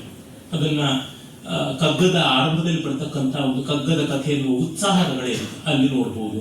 ಮತ್ತೆ ತಾಜ್ ಮಹಲ್ ಅಂತ ಒಂದು ವಿರಹ ವಿಪ್ರಂಭದ ಕಾವ್ಯ ಅದು ಬರುತ್ತದೆ ಕೇತಕಿ ವರದಲ್ಲಿ, ಅಲ್ಲಿ ನೋಡ್ಬೋದು. ಲಲಿತರಗಳನ್ನು ಬರೆದಿದ್ದಾರೆ. ಮತ್ತೆ ಶೃಂಗಾರ ಮೃಗದ ಅನಾಮಧೇಯ ಬೆರಿಗೆ ಸಾಕ್ಷ್ಯ ಇತ್ಯಾದಿಗಳೆಲ್ಲ ಕಂದ ಪದ್ಯಗಳನ್ನು ನೋಡ್ಬೋದು. ರಗಳೆಲ್ಲ ಸೀಸ ಪದ್ಯಗಳನ್ನ ತುಂಬಾ ಬರೆದಿದ್ದಾರೆ. ಇನ್ಫ್ಯಾಕ್ಟ್ ನಮ್ಮಲ್ಲಿ ಸಾನೆಟ್ ಅಂತ ಇಂಗ್ಲಿಷ್ ಸಾಹಿತ್ಯ ಪ್ರಕಾರ ತೆಗೆದುಕೊಂಡು ಬಂದ್ರು. ಅದನ್ನು ಬಳಸದೇ ಇದ್ದಂಥವ್ರು DVG ಒಬ್ಬರೇ. ಕುವೆಂಪು ಸಮೃದ್ಧವಾಗಿ ಬರೆದ್ರು, ಗೋವಿಂದ ಬೇಗರು ಮೊದಲು ತಂದು ಕೊಟ್ಟರು, ಬೇಂದ್ರೆಯವರು ಬರೆದಿದ್ದಾರೆ, ಮಾಸ್ತಿಯವರು ಮಲಾರ ಅಂತಲೇ ಒಂದು ಕೃತಿ ಬರೆದರು. ಕುವೆಂಪು ಅವರ ಕೃತಿಗೆ ಪೂರ್ಣವಾಗಿ ಸಾನೆಟ್ಗಳಿಂದ ತುಂಬಿರೋದು. ಪುತಿನ ಅವರು ಬರೆದಿದ್ದಾರೆ. ನಮ್ಮ ಇತ್ತೀಚೆಗೆ ನಮ್ಮನ್ನ ಅಗಲಿದಂತ ಡಾಕ್ಟರ್ HS ವೆಂಕಟೇಶ್ ಮೂರ್ತಿ ಅವರು ಸಾಕಷ್ಟು ಸಾನೆಟ್ಗಳು ಬರೆದಿದ್ದಾರೆ. ಅತಿ ಹೆಚ್ಚು ಸಂಖ್ಯೆಯ ಸಾನೆಟ್ಗಳು ಪ್ರಾಯಶಃ ಚನ್ನವೀರ ಕಾಣಗಿಯವರು ಬರೆದಿದ್ದಾರೆ. ದೊಡ್ಡರಂಗೇಗೌಡರು ತುಂಬಾ ಜನ ಬರೆದಿದ್ದಾರೆ. ಅಂದ್ರೆ DVG ಅವರು ಸಾನೆಟ್ ಮಾಡುವ ಕೆಲಸವನ್ನ ನಮ್ಮ ಸೀಸಪದ್ಯವೇ ಇನ್ನು ಚೆನ್ನಾಗಿ ಮಾಡುತ್ತದೆ ಅಂತ ಭಾವಿಸಿ ಅದನ್ನ ತುಂಬಾ ಚೆನ್ನಾಗಿ ಒಗ್ಗಿಸಿಕೊಂಡಿದ್ದಾರೆ. ಈ ತರದ ಎಷ್ಟೋ ಪ್ರಯೋಗಗಳಿಂದ ಅವರು ಮಾಡಿದ್ದಾರೆ. ಇಂದ್ರವಂಶ, ದೇವರಮ್ಯ, ಭಾವರಮ್ಯ, ಶ್ಲೋಕ, ಪಂಚರಿಕ, ಮತ್ತೆ ಮಲ್ಲಿಕಾಮಾಲ, ಈ ತರ ಅನೇಕ ಛಂದಸ್ಸುಗಳನ್ನು ಬಳಸಿದ್ದಾರೆ. ಮತ್ತೆ ಆಗಿಂದಾಗಿ ಅವರ ಪದ್ಯಗಳನ್ನು ಹೇಳ್ತಾ ಇದ್ರು. ಬಹಳ ವಿನೋದವಾಗಿ ಆಶು ಕವಿತೆಗಳನ್ನು ರಚನೆ ಮಾಡ್ತಾ ಇದ್ರು. ಒಂದು ಚಾಟು ಕವಿತೆಗಳು ಅಂತ ಕರೀತಾರೆ. ಅದರೊಳಗೆ ಶ್ಲೀಲಾಶ್ಲೀಲಗಳ ಗೆಲ್ಲದೆ ತೆಲುಗಲ್ಲಿ ಮತ್ತು ಇಂಗ್ಲಿಷ್ನಲ್ಲಿ ಕೆಲವೊಮ್ಮೆ ಹೆಚ್ಚಾಗಿ ಕನ್ನಡದಲ್ಲಿ ಮಾಡ್ತಾ ಇದ್ರು. ಎಲ್ಲಿವರೆಗೆ ಅಂತಂದ್ರೆ ಕಾಪಿಯತಾಮ್ ಇದಂ ದೇವ ರಾಮಸ್ವಾಮಿದ ಯಾರಿದೆ ಅಂತ. ಕಾಪಿಯತಾಮ್ ಅಂದ್ರೆ ಇದನ್ನ ಕಾಪಿ ಮಾಡ್ಕೊಡು, ಫೇರ್ ಕಾಪಿ ಮಾಡೋದು, ಪ್ರತಿ ಮಾಡುತ್ತ ರಾಮಸ್ವಾಮಿಯವರಿಗೆ ಒಂದು ಅರ್ಧನಷ್ಟು ಶ್ಲೋಕವನ್ನ ಕಾಪಿಯತಾಮ್ ಇದಂ ದೇವ ರಾಮಸ್ವಾಮಿ ದಯಾನಿದೆ ಅಂತ ಹೇಳ್ಬಿಟ್ಟಿದ್ರು. ತೆಲುಗಿನಲ್ಲಿ ಒಂದು ಪ್ರಸಿದ್ಧವಾದ ಪದ್ಯ ವಿಷ್ಣುವಿನ ಸ್ತುತಿ. ಎಂತದಯೋ ದಾಸುರಪೈ ಪಂತಂಪುನ ಮಕರಿಪೆಟ್ಟಿ ಬಾದಿಂಪಂಗನ್ ದಂತಾವಲೆ ರಾಜಗಾಯನ ಶ್ರೀಕಾಂತುಡು ಚಕ್ರಮನ್ ಬೊಬ್ಬೆ ದತ್ತಾತ್ರೇಯ ಅಂತ ಒಂದು ತೆಲುಗು ಕಂದ ಪದ್ಯ ಇದೆ. ಇವರು ಎಂತದಯೋ ತಾತುನಿಪೈ ದಂತಾನಕು ಕ್ಯಾರಬೆಲ್ ಮಿಠಾಯಿನ ಪಡಗ ಸಂತಸ ಮಾಯನು ನೀ ಅಂತರ್ಯಮು ತೆರೆಸೆನಪ್ಪ ಸೊಂಡೆ ಕೊಪ್ಪ ಅಂತ. ಎಂತದಯೋ ದಾಸುರಿಪೈ, ಆ ಪರಮಾತ್ಮನ ಕೃಪೆ ದಾಸರ ಮೇಲೆ ಎಷ್ಟು ದೊಡ್ಡದು. ಪಂತಂಪುನ ಮಕರಿಪಟ್ಟಿನ ಹಠದಿಂದ ಮೊಸಳೆ ದಂತಾವಲಿ ರಾಜು ಅಂದ್ರೆ ದಂತಾವಲ ಅಂದ್ರೆ ಆನೆ ಅಂತ ಅರ್ಥ. ಆ ದಂತಾವಲ ರಾಜು, ಆನೆಗಳ ರಾಜನಾದ ಗಜೇಂದ್ರನನ್ನ ಕಾಪಾಡೋದಕ್ಕೆ ಶ್ರೀಕಾಂತುಡು ಚಕ್ರಮನ್ ಪಂಪೆ, ಚಕ್ರವನ್ನು ಕಳಿಸಿಬಿಟ್ಟ ತತ್ಕ್ಷಣ ಅಂತ. ಇವರು ಎಂತದಯ್ಯೋ ತಾತನಿಪೈ, ತಾತನ ಮೇಲೆ ರಾಮಸ್ವಾಮಿಗೆ ಎಷ್ಟು ದಯೆ. ದಂತಾಲಕ್ಕೂ ಹಲ್ಲುಗಳಿಗೆ ಕ್ಯಾರಮೆಲ್ ಮಿಠಾಯಿಯನ್ನು ಕೊಡಲ್ಲ. ಆ ಕಾಲದಲ್ಲಿ ಕ್ಯಾರಮೆಲ್ ಮಿಠಾಯಿ ಅಂತಂದ್ರೆ ಅದು ಒಳ್ಳೆ ಈಗ ಲಿಂಡ್ ಚಾಕ್ಲೇಟ್ ತರಹ ಒಂದು ಚಾಕ್ಲೇಟ್ ಅನ್ಸುತ್ತೆ. ದಂತಾಲಕ್ಕೂ ಕ್ಯಾರಮೆಲ್ ಮಿಠಾಯಿಯನ್ನು ಕೊಡಗ ಸಂತಸಮಾಯನು, ತುಂಬಾ ಸಂತೋಷ ಆಯ್ತು, ನೀ ಆಂತರ್ಯವು ತೆರೆಸೇನಪ್ಪ. SR ರಾಮಸ್ವಾಮಿ ಅವರು ಎಸ್ ಅನ್ನೋದಕ್ಕೆ ಸೊಂಡೆಕೊಪ್ಪ ಅಂತ ಅವ್ರ ಊರು. ಹಾಗಾಗಿ ಆಂತರ್ಯವು ತೆರೆಸೇನಪ್ಪ ಸೊಂಡೆಕೊಪ್ಪ ಅವ್ರ ಹೆಸರೇ. ಅಲ್ಲಿ ಯತಿಸ್ಥಾನ ಆದ ಮೇಲೆ ಆ ಪ್ರಾಸ ಪದ್ಯಗಳ ರೀತಿ ತುಂಬಾ ಚಮತ್ಕಾರ. ಈ ತರ ಅವರು ಹೀಗೆ ಮಾತಾಡದಂತೆ ಪದ್ಯಗಳು ಹೇಳ್ತಾ ಇದ್ರು. ಇದನ್ನ ನೋಡಿದಾಗ ನಮ್ಗೆ ಗೊತ್ತಾಗುತ್ತದೆ ಅವರ ವಿನೋದ ಇಷ್ಟು ಸಮೃದ್ಧವಾದದ್ದು ಅಂತ ಹೇಳ್ಬಿಟ್ರು.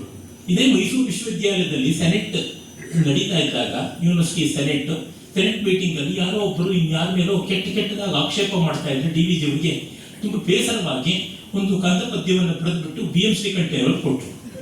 ಅಲ್ಲೇ ಇದು ರಿಜಿಸ್ಟ್ರಾರ್ ಆಗಿದ್ರು. ಗಂಭೀರವಾಗಿ ಆರೋಪಗಳೆಲ್ಲ ಪಾಪ ಕೇಳ್ತಾ ಇದ್ರು, ಯಾರೋ ಮಾಡ್ತಾ ಇದ್ದನ್ನ.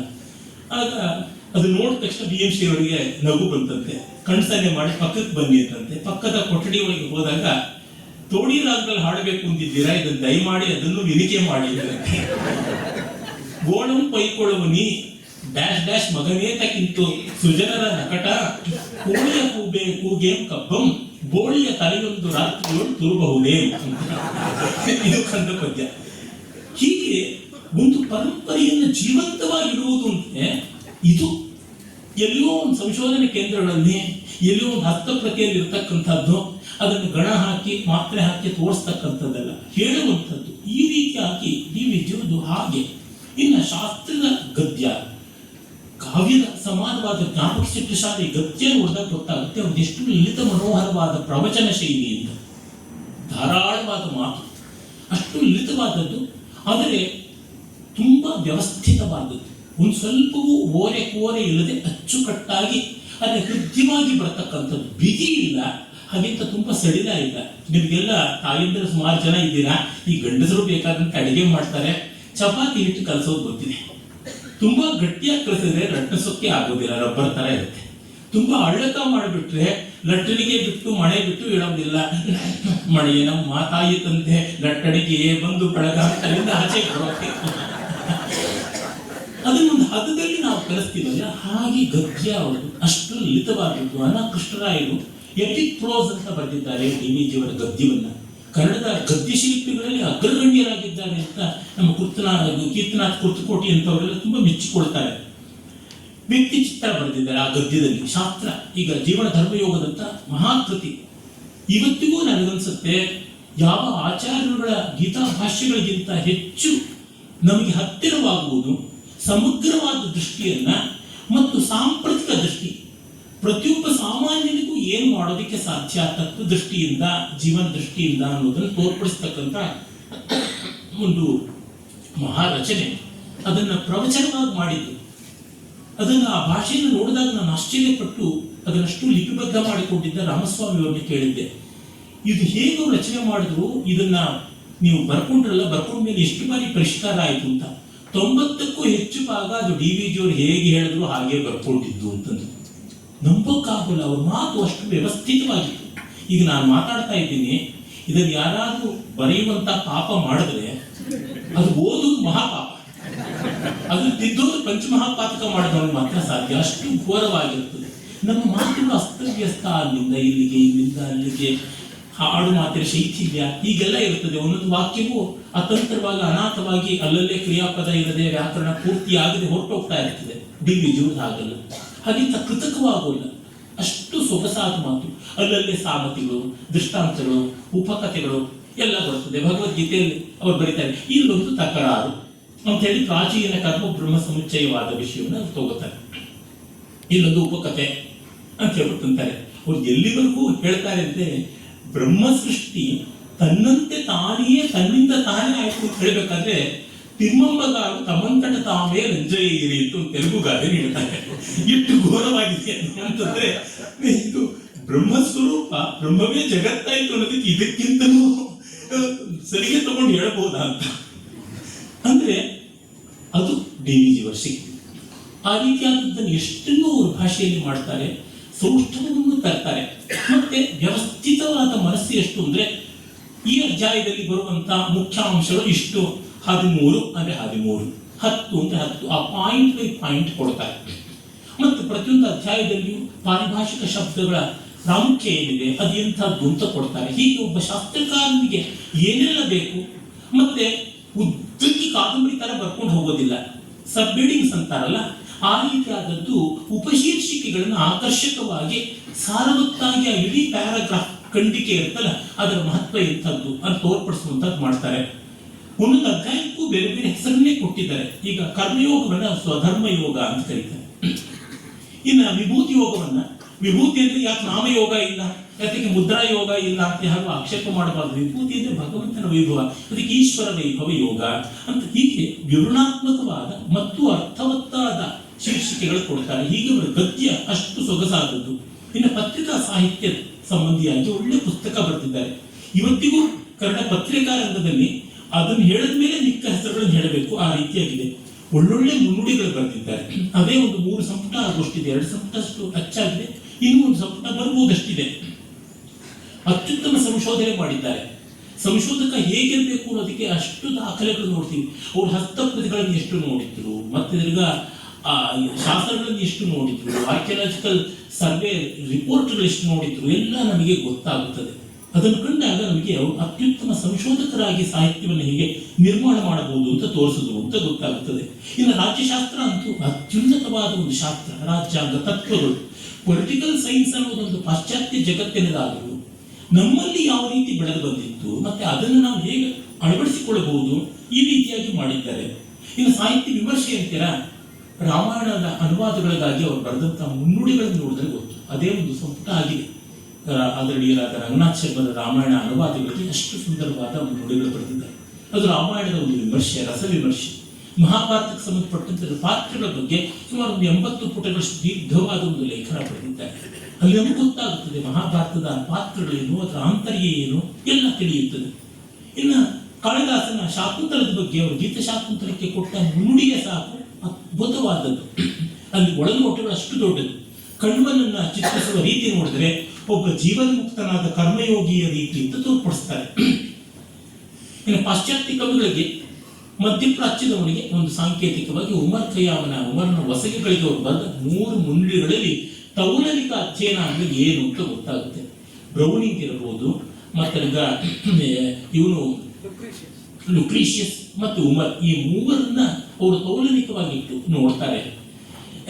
ಲುಕ್ರೀಷಿಯಸ್ ತುಂಬಾ ಗೋಳಾಟದವನು, ಉಮರ ತುಂಬಾ ವೈಭವ, ತುಂಬಾ ಸುಖ ಅಂತಕ್ಕಂಥದ್ದವನು, ಬ್ರೌನಿಂಗ್ ಒಂದು ಮಧ್ಯಮದವನು. ಈ ಮೂವರಲ್ಲಿ ಪೂರಕವಾದ ಗುಣಗಳು ಎಷ್ಟಿವೆ ಅಂತ ತೋರ್ಪಡಿಸ್ತಾರೆ.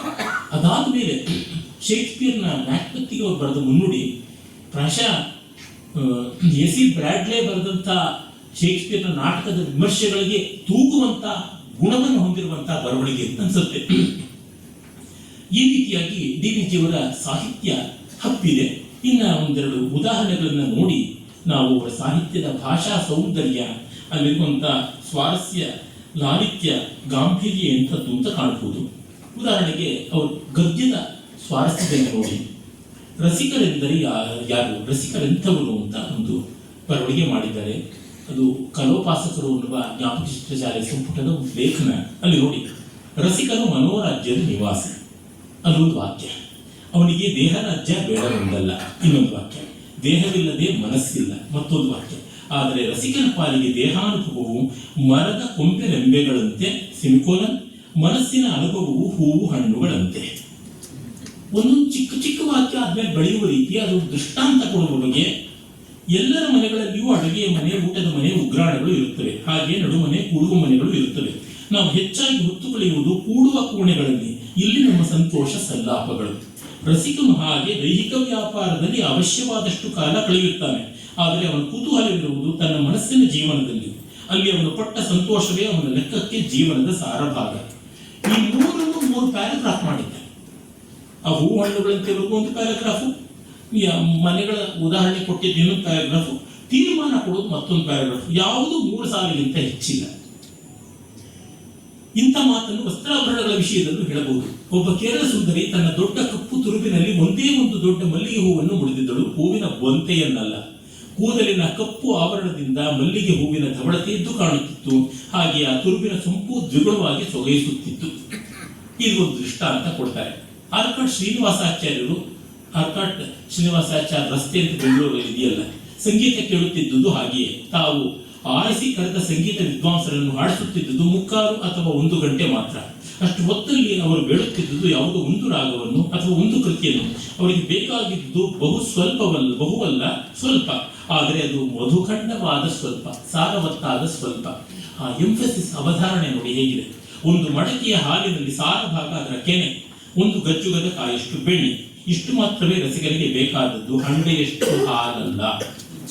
ಇದು ನೋಡಿದಾಗ ಒಂದು ಭಾಷೆ ಹೇಗೆ ಹದಗೊಳ್ಳುತ್ತದೆ ಅನ್ನೋದಕ್ಕೆ ನಾವು ಕಾಣುವಂತ ನಿದರ್ಶನ ಅನ್ಸುತ್ತೆ.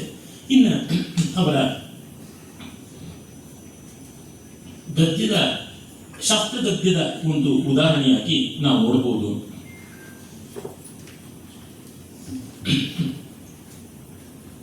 ತತ್ವ ಎಂದರೆ ಏನು? ಬಹಳ ಮೂಲಭೂತವಾದ ಪ್ರಶ್ನೆ. ಅದು ಅದಾಗಿರುವುದು ತತ್ವ ಅಂತ ಬ್ರಾಕೆಟ್ ಅಲ್ಲಿ ಕೊಡ್ತಾರೆ.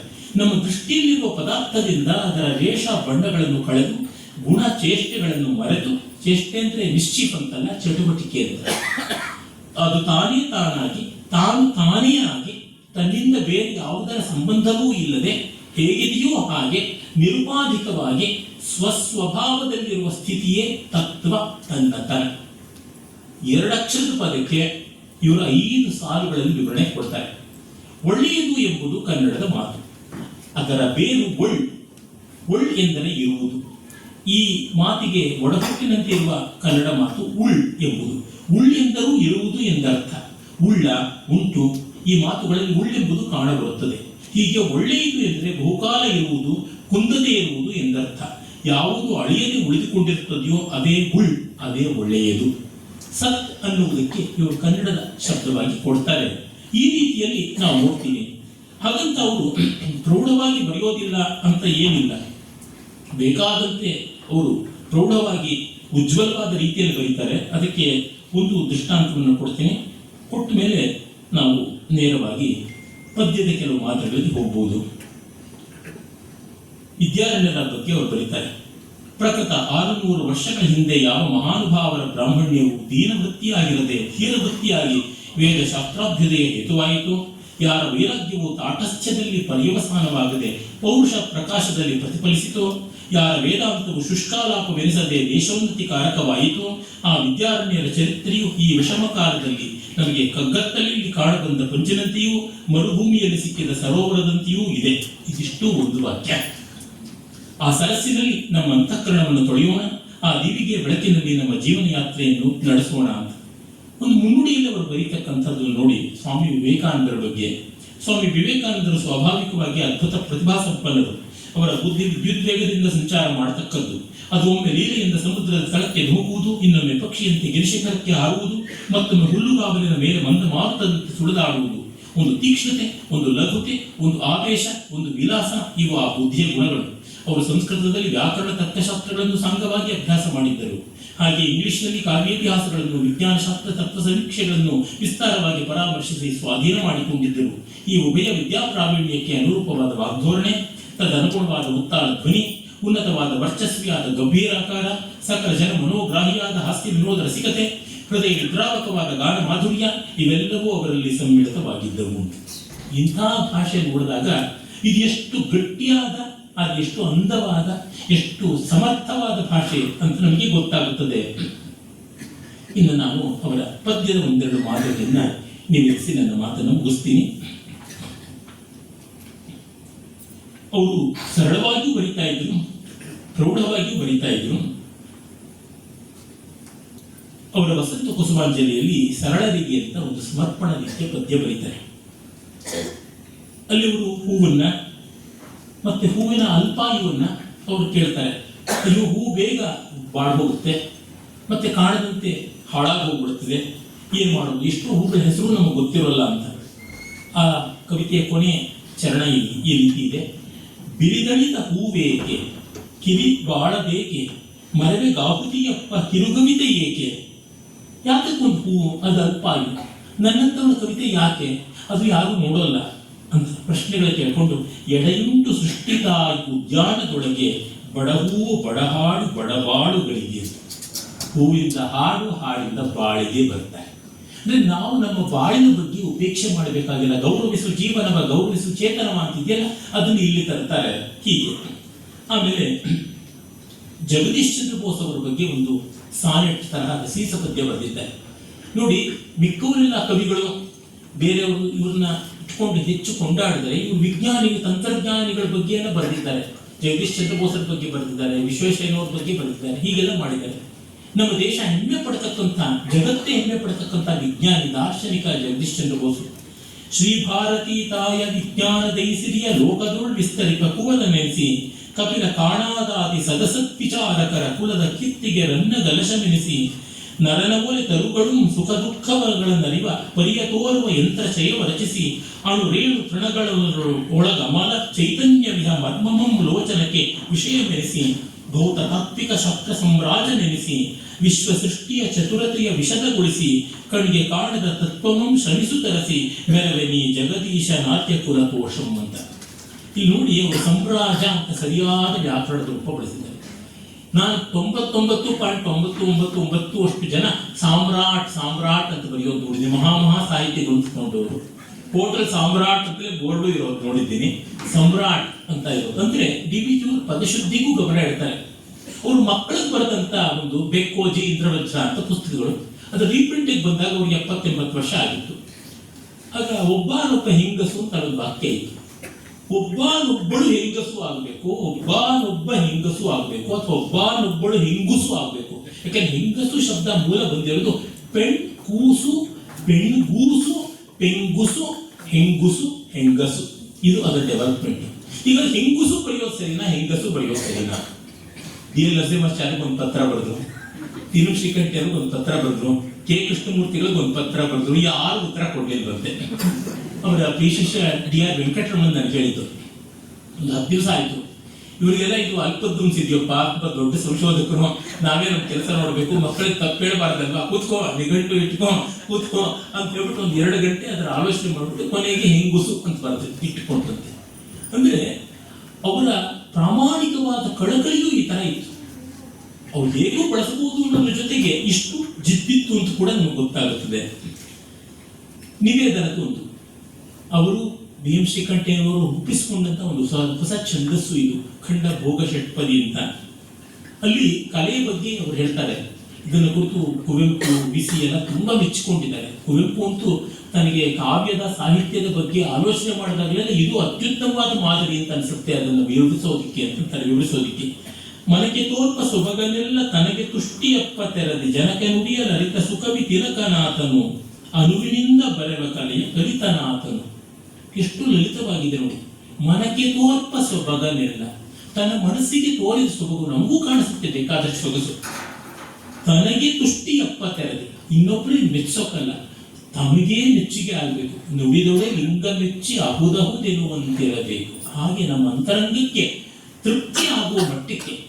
ಯಾಕೆಂದ್ರೆ ನನ್ನ ಗೆಳೆಯರು ಮಹಾ ಚಿತ್ರಕಾರ ಬಿ ಕೆ ಎಸ್ ವರ್ಮಾ ಅವರು ಅದ್ಭುತವಾಗಿ ಚಿತ್ರಗಳು ಬರೀತಾ ಇದ್ರು. ಒಂದೊಂದು ಮುತ್ತಿನ ಮಣಿ ಬರೆಯೋದಕ್ಕೆ ಆ ಹೈಲೈಟ್ ಮಾಡಿ ಶೇಡ್ ಕೊಟ್ಟು ಎಲ್ಲ ಮಾಡೋದಕ್ಕೆ ಎಷ್ಟೋ ಗಂಟೆಗಳು ವೆಚ್ಚ ಮಾಡ್ತಾ ಇದ್ರು. ನಾನು ಕೇಳ್ತಾ ಇದ್ದೆ, ನಿಮ್ಗೆ ಅದಕ್ಕೆ ಕೊಡೋ ಸಂಭಾವನೆ ಅಲ್ಪ, ಅವ್ರು ನೋಡೋರ್ಗು ಇಷ್ಟೆಲ್ಲ ಗೊತ್ತಾಗಲ್ಲ, ಕೊಳ್ಳೋರ್ಗು ನೀವು ಹಿಂಗ್ ಮಾಡ್ಬಿಡಿ, ನಾನು ಹೇಳ್ಕೊಡ್ತೀನಿ, ಬೇಕಿದ್ರೆ ಸುಲಭದಲ್ಲಿ ಸೂಕ್ಷ್ಮದಲ್ಲಿ ಮೋಕ್ಷ ಅಂತ ಒಂದು ಗಾಳಿ ಇದಿಲ್ಲ, ಹಾಗೆ ಮಾಡ್ಬಿಡ್ಬೋದು, ನೀವು ಯಾತಕ್ಕೆ ಶ್ರಮ ತಗೋತೀರಾ ಅಂದ್ರೆ ಯಾರಿಗೂ ಗೊತ್ತಾಗಲ್ಲ, ನನಗೆ ಪೂರ್ಣವಾಗಿದೆ ಅನ್ಸುತ್ತೆ ಅಂತೆಲ್ಲ ನಾನು ಹೇಳಿದ್ರೆ ನನಗೆ ಕಾಣಿಸುತ್ತೆ ಅದು ಅಪೂರ್ಣ ಅಂತಂದು. ಅದು ನಿಜವಾದ ಕಲಾವಿದ ದೃಷ್ಟಿ. ತನಗೆ ಅದು ಕೊರತೆ ಇದೆ, ತನಗೆ ತೃಪ್ತಿ ಆಗುವವರೆಗೂ ತೀಡ್ತಾ ಇರಬೇಕು ಅಂತ. ಹೀಗೆ ಈ ರೀತಿಯಾದದ್ದು ತನಗೆ ತುಷ್ಟಿಯಪ್ಪ ತೆರಲಿ, ಜನಕ್ಕೆ ನುಡಿಯಲು ಅರಿತ, ಜನಕ್ಕೆ ಹೇಳುವ ಕಲೆ ಗೊತ್ತಿರಬೇಕು. ಅರಿತ ಸುಕವಿ ತಿಲಕನಾಥನು ಪರಮಾತ್ಮ ಈ ಜಗತ್ಕಾಗಿ ನಿರ್ಮಾಣ ಮಾಡಿದ್ದು. ಹಾಗೆ ಅನುವಿನಿಂದ ಅಡಕವಾಗಿ ಅಚ್ಚುಕಟ್ಟಾಗಿ ಬರವ ಕಲೆಯ ಕಲಿತನಾಥನು, ಹಾಗೆ ಕಲಿತಿದ್ದಾರೆ ಪರಮಾತ್ಮ ಅಂತಾರೆ. ಇನ್ನ ಒಂದು ಕಂದ ಪದ್ಯ ಜೋಗದ ಜಲಪಾತದ ಬಗ್ಗೆ. ದುರ್ಜಟಿ ಕಿರೀಟದಿಂದ ಸ್ಫುರ್ಜದ್ ಗಂಗಾವರೋಹ ಮಾದ ಕ್ರಮಮು ಗರ್ಜಿತದಿಂ ಗಹನತೆಯಂ ದುರ್ಜಸ್ಪತಿ ತೋರುತಿ ಶರಾವತಿ ಇಳಿವಳ್ಳಂತ. ಈ ಪ್ರಾಸ ನೋಡಿ ಹೇಗಿದೆ. ಧೂರ್ಜಟಿ ಅಂತ ಪ್ರಾಸ ತಗೊಂಡಿದ್ದಾರೆ, ರಜ ಪ್ರಾಸ. ಸ್ಫೂರ್ಜದ್ ಗಂಗಾ, ಸ್ಫೂರ್ಜತ್ ಅನ್ನೋ ಪದ ಸಂಸ್ಕೃತದ ಮೂಲದಿಂದ ಬಂದದ್ದು, ಸ್ಫೂರ್ಜದ್ ಗಂಗಾ ಅಂತ. ಆ ಪದವನ್ನು ಅವರು ಬಳಸ್ತಾರೆ. ಗರ್ಜಿತದಿಂ ಗಹನತೆಯಿನ್ ಊರ್ಜಸ್ವತಿ, ಊರ್ಜಸ್ವತಿ ಅಂದ್ರೆ ತುಂಬಾ ಓಜೋಗುಣಯುಕ್ತವಾದ ಆ ಶರಾವತಿ ನದಿ ಬರ್ತಾ ಇದ್ದಾಳೆ ಅಂತ. ಮತ್ತೆ ಅವ್ರು ಹೇಳ್ತಾರೆ, ಅತಿ ಗಾಂಭೀರ್ಯದಿ ಸಾರ್ವದೇಂ ಗುಳನಿ ನೌದ್ಧತ್ಯದಿಂ ಪಾರ್ವದೇಂ ಲತೆಯಂತಾಡಿ ವಿಲಾಸದಿಂ ಸರಿವುದೇಂ ಶೈಲಾಗ್ರದಿಂ ಬಿಳ್ವುದೇಂ ಕ್ಷಿತಿಯಿಂ ತೇಳುತ್ತೆ ನಾಟ್ಯದಿಂ ನರಿವುದೇಂ ಪಾತಾಳಂ ಸೇರ್ಪಗೋಲ್ ಕತಿಗುಂಡೋಡುವುದೇಂ ಶರಾವತೀದೇಂ ನಿನ್ನ ಅಯಮಂ ಬಲ್ಲರಾರ್. ಇದನ್ನು ನೋಡಿದ್ರೆ ರನ್ನ ಬಂದು ಅವತರಿಸಿದ್ದಾನೆ ಅಂತ ಅನಿಸುತ್ತೆ. ಆ ರೀತಿಯಾದಂತಹ ಒಂದು ಬರವಣಿಗೆಯನ್ನು ನಾವು ನೋಡ್ತೀವಿ. ಶಿವನ ಸಮುದ್ರದ ಬಗ್ಗೆನೂ ಹಾಗೆ ಬರೀತಾರೆ. ಕುಲಪರ್ವತ ಹೃದಯಾಂಶಮು ಎಳೆಯ ಕದಲಿಕೆಯ ಬುದ್ಬುದೋದ್ರೇಕಮು ಮೇಲ್ ಒಲವಿನ ಕುಲಕಮು ಎನ್ನಿಪವನು ಬೆರಗಾಗಿಸುವುದಿತ್ತ ಚಂದ್ರದ್ರೋಣಂ. ಕುದುರೆಮುಖದ ಚಂದ್ರದ್ರೋಣ ಪರ್ವತವನ್ನು ಕುರಿತು ಹೇಳ್ತಾರೆ. ಕುಲಪರ್ವತ ಹೃದಯಾಂಶವು, ಸಪ್ತ ಕುಲಪರ್ವತಗಳ ಹೃದಯದ ಒಂದು ಅಂಶ ಈ ಬೆಟ್ಟವಾಯಿತು. ಎಳೆಯ ಕದಲಿಕೆಯ ಬುದ್ಬುದೋದ್ರೇಕಮು, ಈ ಭೂಮಿ ಕುದಿದಾಗ ಬಂದ ಒಂದು ಕುದಿಯೋ ಅಂತ, ಕುದ್ದಾಗ ಒಂದು ಗುಳ್ಳೆ ತರ ಇರುತ್ತಲ್ಲ, ಭೂಮಿ ಕುದ್ದು ಬಿಟ್ರೆ ಆ ಕುದ್ದಿದ ಒಂದು ಕುದಿಯೇ ಒಂದು ಗುಳ್ಳೆಯ ಒಂದು ಬೆಟ್ಟ ಅದು ಇದಾಯ್ತು. ಅದು ಬಾಬಾ ಬುಡನ್ಗಿರಿಯ ಸುರಾಗಿರ್ತಕ್ಕಂಥ ನುಣುಪಾದ ಮೇಲ್ಮೆಯ ಕುದುರೆಮುಖದ ಬೆಟ್ಟಗಳನ್ನು ನೋಡಿದಾಗ ನಮ್ಗೆ ಹೀಗನ್ಸುತ್ತೆ. ಆ ರೀತಿಯಾದ ಕಲ್ಪನೆ ಬರುತ್ತೆ. ಒಲವಿನ ಪುಲಕಮು, ಒಲವಿನ ರೋಮಾಂಚನವು, ಭೂಮಿಯ ಒಲವಿನ ರೋಮಾಂಚನ ಈ ಪರ್ವತವಾಯಿತು ಎನ್ನುವವರು ಬೆರಗಾಗಿಸುವುದಿತ್ತ ಚಂದ್ರದ್ರೋಣಂ ಅಂತ. ಈ ತರ ಅದು ಸಸಂದೇಹ, ಉತ್ಪ್ರೇಕ್ಷ ಎಲ್ಲ ಅಲಂಕಾರಗಳಿಂದ ಕೂಡಿರ್ತಕ್ಕಂಥದ್ದು. ಗೊಮ್ಮಟೇಶ್ವರನ ಬಗ್ಗೆ ಬರೀತಾರೆ.